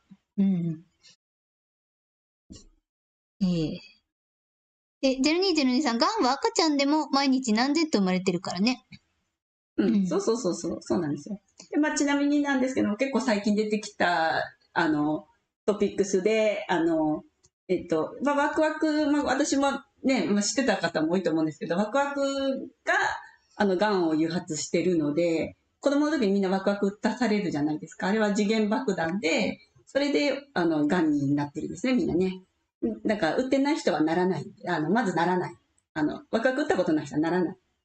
うち息子一歩も打ってないんでならない。絶対に。はい。私はやっぱ子供の時とか打たされてるから、大人になって気づいてからは打ってないですけれども、子供の頃ね、打たされてたので、学校とかで、インフルエンザのね、予防接種とかも受けさせられて普通に受けてますし、赤ちゃんの時とかも受けさせられてるので、私は全部、ホメオパシーで全部、無毒化しましたけど、はい。素晴らしい。はい、できます。誰でもできますんで、興味ある方はホメオパシー調べてください。はい。私は BCG しか打ってないかな。本当に。乳幼児ワクチン。子供の時、それも打たされます。BCG も打ったし。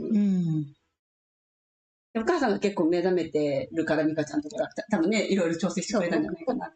そう、お母さんとおじいちゃん。うちはもう、母親がバカだから、全部打たされてるんで、普通はそうですよね。私はいっぱい打たされて。どこだっけな。どこだっけなってもう。うちの息子は、あれでね、歯のフッ素とフッ素ランも私は、もう直前になって、ダメです、やめてくださいって言って拒否りましたので、フッ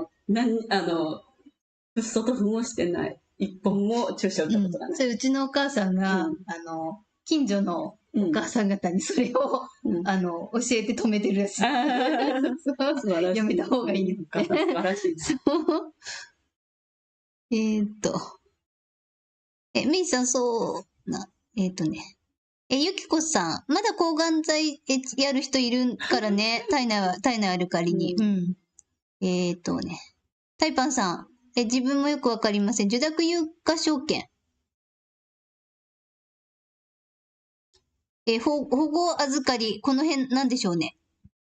何ですかね。ゆきこさん、有価証券なるほどね。関係ないけど。八福さん、サウジアラビアが一数側についたというシナリオは、世界中の王族を排除するという意味合いとかあるのかもしれませんね。そうですね。多分、何かの作戦ですよ。はい。明らかおかしいんで、はい。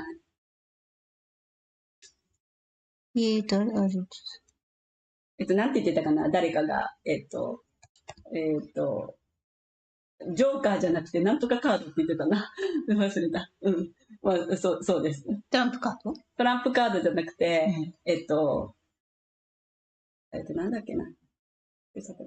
UNO っていうゲームあるじゃないですか。UNO っていうカードゲーム。はい。あれで出てくるカードの名前で、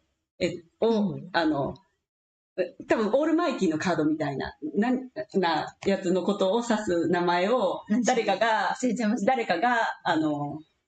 かあの人が言ってたと思うんですよね。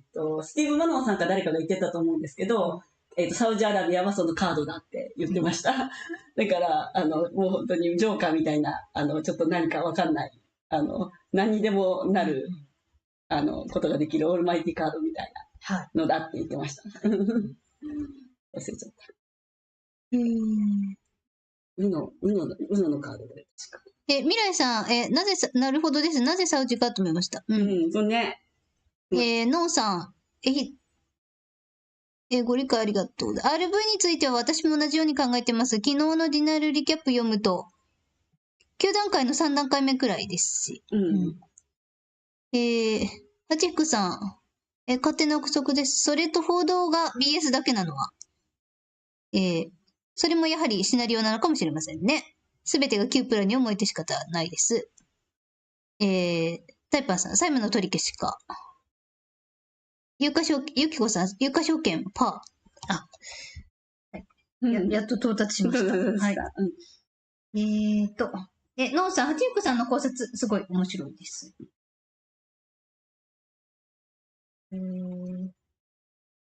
未来さん、とりあえずお金は準備しといた方がいいですね。現金は準備しておいた方がいいですね。ワイルドカードだ。ワイルドカードって言ってそんなのあったんです今、UNO 調べたら出てきた。UNO のワイルドカードは、トランプで例えるとジョーカーのような役割を持っているのが、こちらのワイルドカード。ワイルドは場のカードがどの色、どの記号、どの数字であっても自分の手番で出すことができ、出した人の好きな色を押してすることができる。それだって言ってました。すごいうまい言い方で、うまい言い方だなと思って、そう、ワイルドカードだって言いました。確か、スティーブ・マノンさんだったと思います。待ってね。観察されてる。ヒデさん。私たちがどうありたいかを考えることが大事だと思ってます。RV もエビスも、マーケット崩壊も爆速で進んでほしいので、そっちを支持します。いつ起こるかではなく、今すぐ起こると願うことです。わがままでいいです。その通りです、その通りです。願ったら、思い込んだら、引き寄せますので、思い込んでいきましょう。ゆきこさん、全くその通り、ちんたらぽんたら。ちんたらぽんたら。かわいい。いいね。いいですね。ちんたらぽんたらいいですね。ちょっといただき。絶対かわいい。ちんたらぽんたら。余計に苦しいでしょうね。ちんたらぽんたらね。0202さん、バイオウェポンであることを8割撃っちゃった人らは、マスゴミに伝えてほしい。もうすぐ、もうすぐ明らかになります。会見見て、昨日も今日も泣いてしまいました。ねですよね。私も泣きました。私も泣きました。あれですね。男性の方の会見。女性の方の話も。私やっぱり女性の方の話が。大阪の方ので飲食店やられているという女性の方の話は泣きますね。泣きました。本当に。ご主人が亡くなってね。ゆきこさん。平気なのは2万人でもで分かってるかも。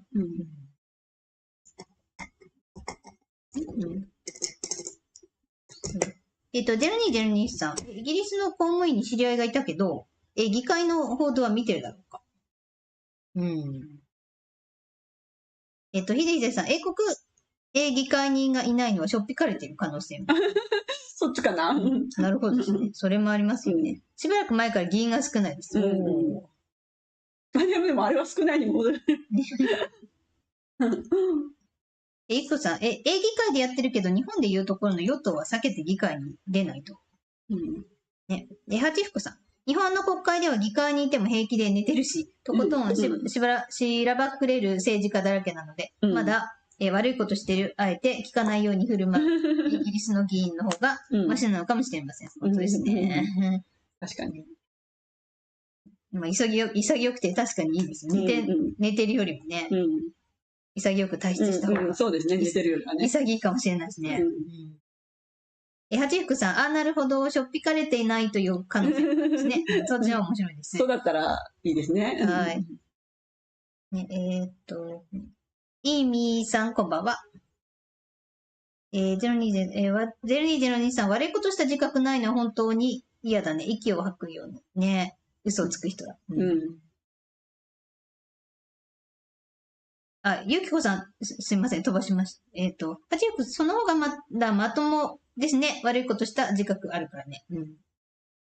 ステップバイステップさん、なるほど。銀河連合のマークですか？その発想なかったです。かもしれないね。わかんないですね。詳しくは。インミさん、X への情報投稿いつもありがとうございます。ありがとうございます。イコさん、メスさん、すでに魂売ってるし、親分が悪いことするわけがないという。パスワールドの人たちと話などできないから。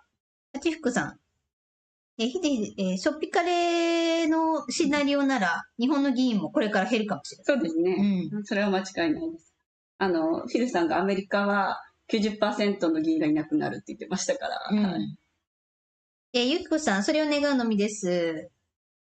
ひでさん、令和デビューさんは議員会館や国会などで大規模な摘発があったとおっしゃってます。そうですね。のんさん、この2、3年で日本の政治家アレルギーになった、もう本物はほとんどいないでしょうか。0202さん、毎日顔張って、配信してくださってますね。顔張って。顔張ってで顔張ってこれ。頑張ってかな。頑張ってを書き間違えたんじゃないかな。あ、そっか。ゆきこさん、CG だとホワイトハットのつべに上がってる方が言われてました。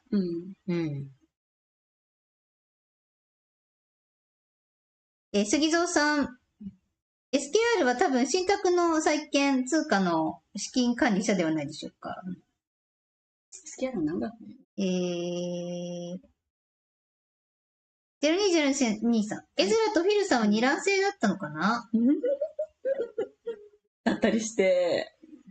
ゆきこさん、他人ではやっぱり他人かなあちゆくさん、今ふと疑問に思ったのですが、月が周期的に満月から新月、さらに満月になるのはなんでだろう？日食みたいに地球の影が月を覆ってるのかと思ったけど。違う。それはさっきのフィルさんなんです。それなら見る場所によって陰影の形は異なるはずだから、そんなことないはず。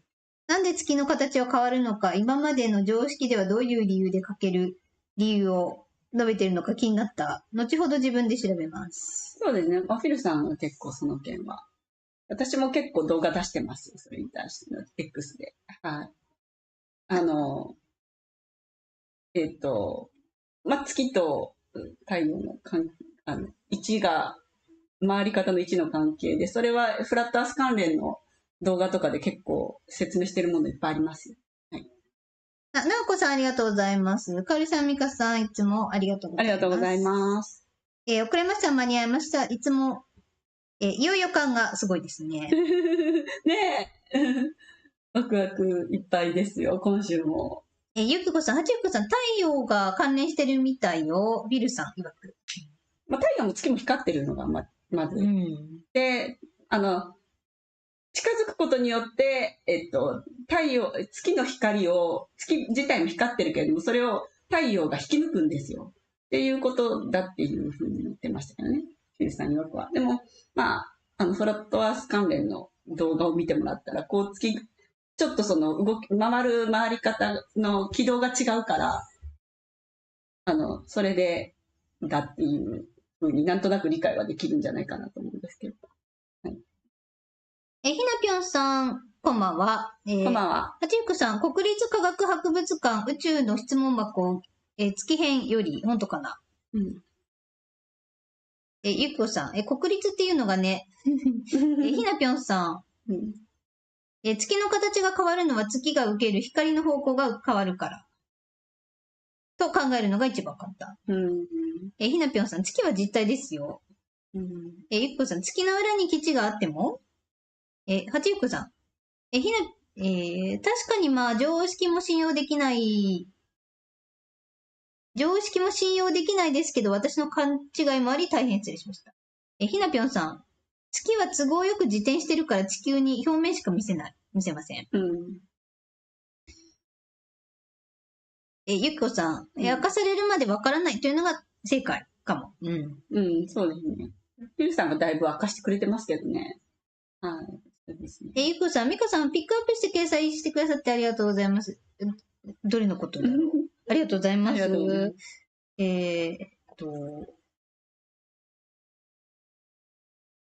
年前のジュさん、オタクっぽい。本当ね、オタクっぽいよね。本当思いました。ね、オタクっぽい。メガネだし。ね。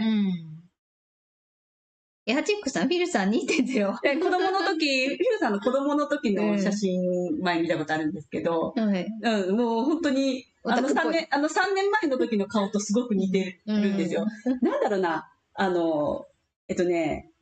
濃いじゃないですか。もともと顔がすごい濃いくて、だけどなんか最近どんどんなんか薄まってきてて、なんか顔が変わってきてるなって思うんです。そう、もともとすごい濃い顔なんですけど。薄まってきたとかあるんですか？薄まってきてるかな。薄まって。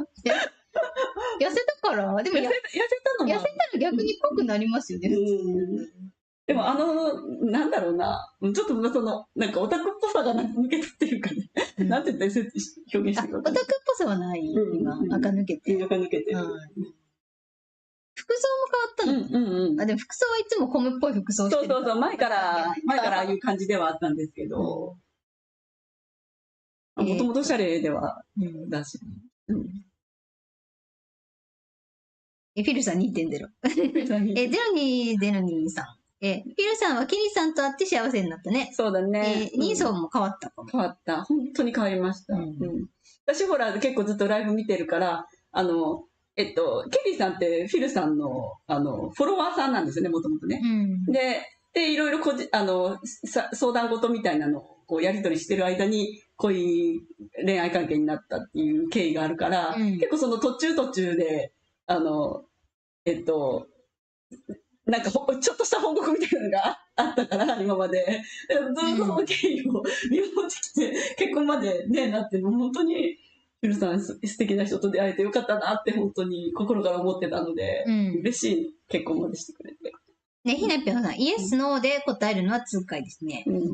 ひでひでさん、エリートはね、基本鼻持ちにならない。でも、今のフィルさんはいい人。リスナーとケリーさん、子供たちで変わったんでしょうね。変わったんですよ。本当にそうだと思います。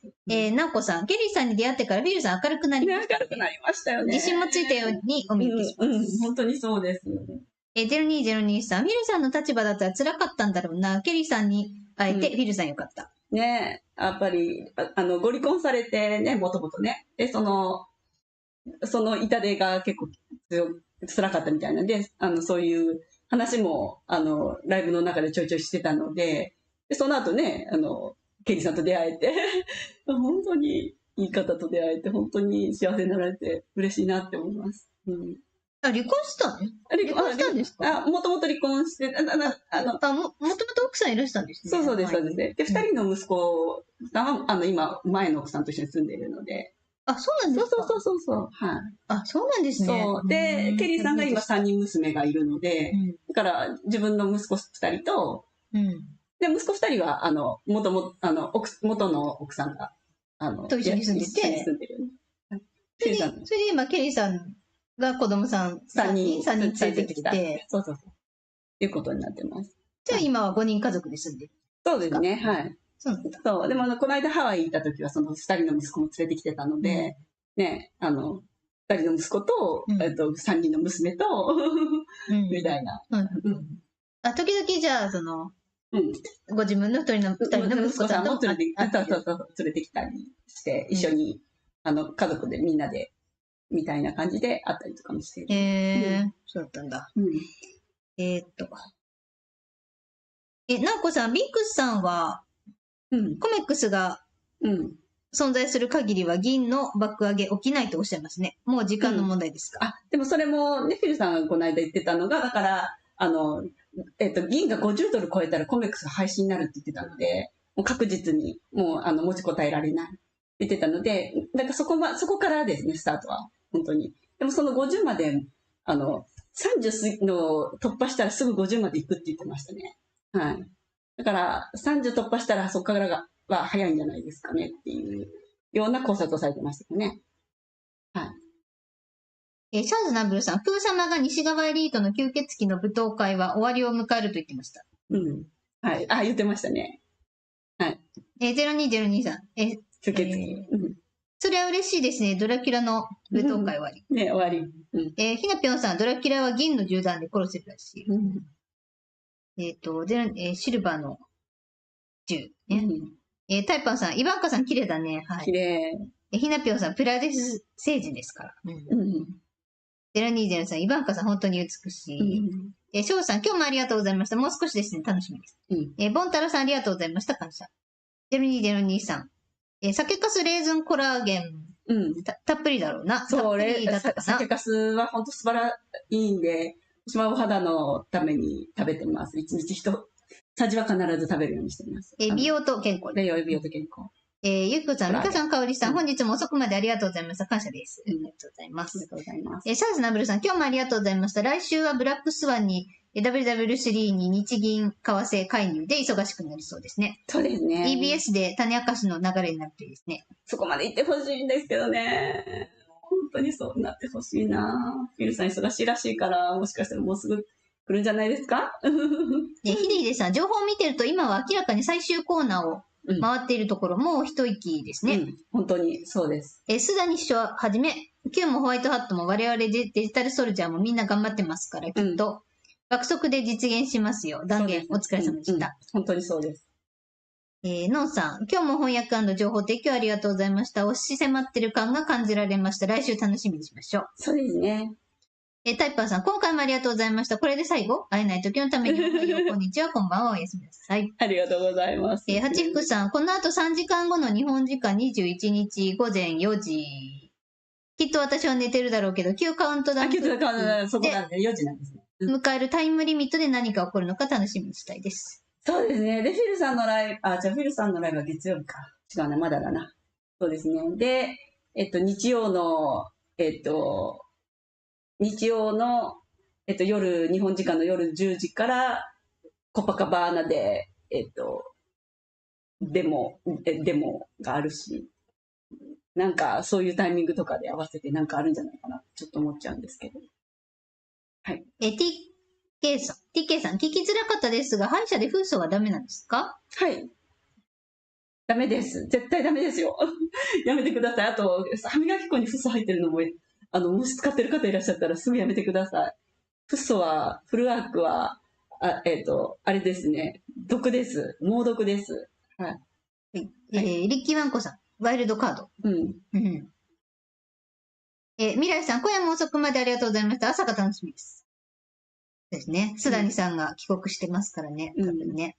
ノンさん、ワイルドカード。リッキーワンコさん、月に物体を衝突させたときに月の地震計では、釣り鐘と同じようにずっと振動が続いてた。月はプラズマだよ。振動なんだろうわかんない。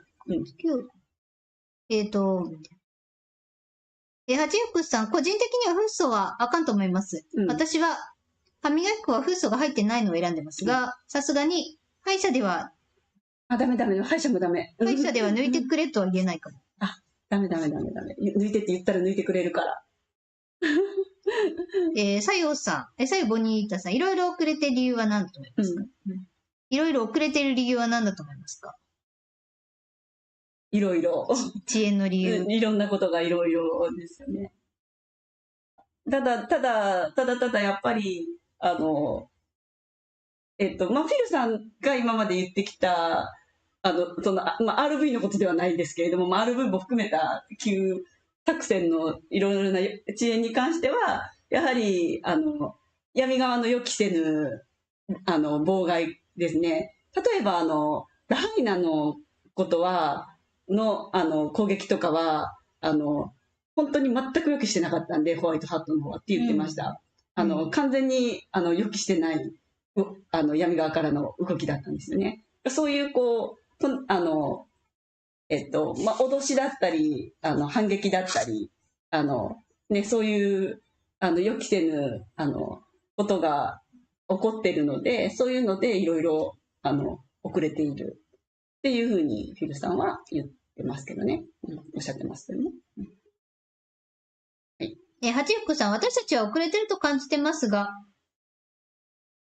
もともとこれくらいかかるシナリオだったのだと最近は思うようにしてます。それでもいつ来てもおかしくない、ずっと信じてます。なんかね、チャーリーさんのスタンスを思い出すと、これぐらいのこと言ってたなって思うんですよね、昔から。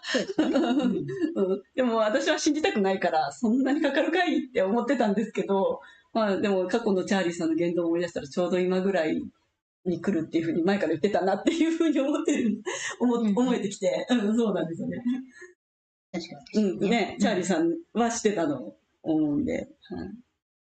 でもやっぱトラさんの話とかね、いろいろ聞くと、やっぱ去年の6月にどうしても起こしたかったみたいですけどね。それはそういうふうに聞きましたんでね。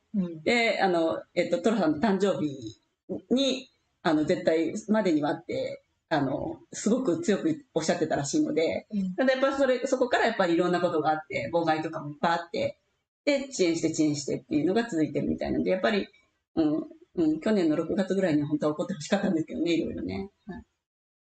ようこあるさん、今夜もありがとうございました。ありがとうございました。ゆきひろさん、今日もありがとうございました。はい、ありがとうございました。はちふくさん、今夜もありがとうございました。ありがとうございました。今回で一時休止になりますように。なりますように。ネオクラシックスさん、いつも翻訳してくださってありがとうございます。ありがとうございます。0202さん、今日もありがとうございました。おやすみなさい。はい、ありがとうございました。さゆボニータさん、ありがとうございます。ありがとうございました。来週はシャンパンですね。来週はシャンパンですね。きっとね。そうです。ひなぴょんさん、重曹水で歯磨きするといいですよ。いいでしょうね。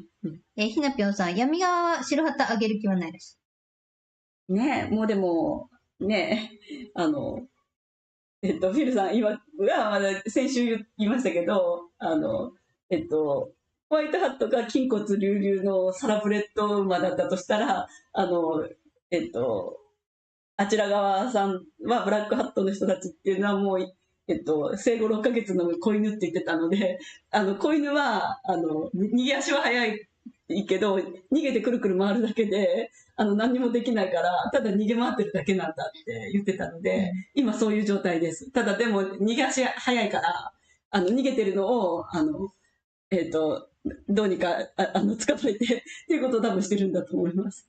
ただ逃げてるだけ、時間稼ぎされてるだけだと思う。でももう、いつかはありますんで。もう間もなくでしょう。はい。レイコ高橋さん。はい。米時間4月20日の6年デルタ、トラさんカードがやってくる。はい。トラさん復帰楽しみです。そうですね。イロンも20日に言及してる。そうですね。20日もうでも、終わります。いや、まだ20日ですからね。アメリカはね。そうですね。あちふくさん。今度歯医者行ったらフッ素抜いてもらいます。身近な貴重な情報に。そうですね。もう絶対、なしでって言うようにしてください。はい。はい、以上です。はい。はい、じゃあそんな感じで。はい。ではもう。今日も長時間お付き合いいただきありがとうございました。ね、スペースもだいぶ前に終わっちゃったし、みたいな。もう再開しなかったもうしなかったです。もう、あと Q&A じゃないや。チャットだけだったから。はい。じゃあそんな感じで。じゃあ今日はお開きで。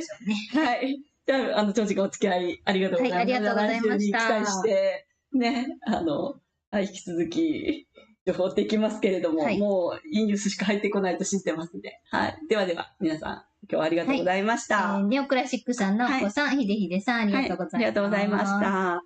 はい。では、はい、おやすみ。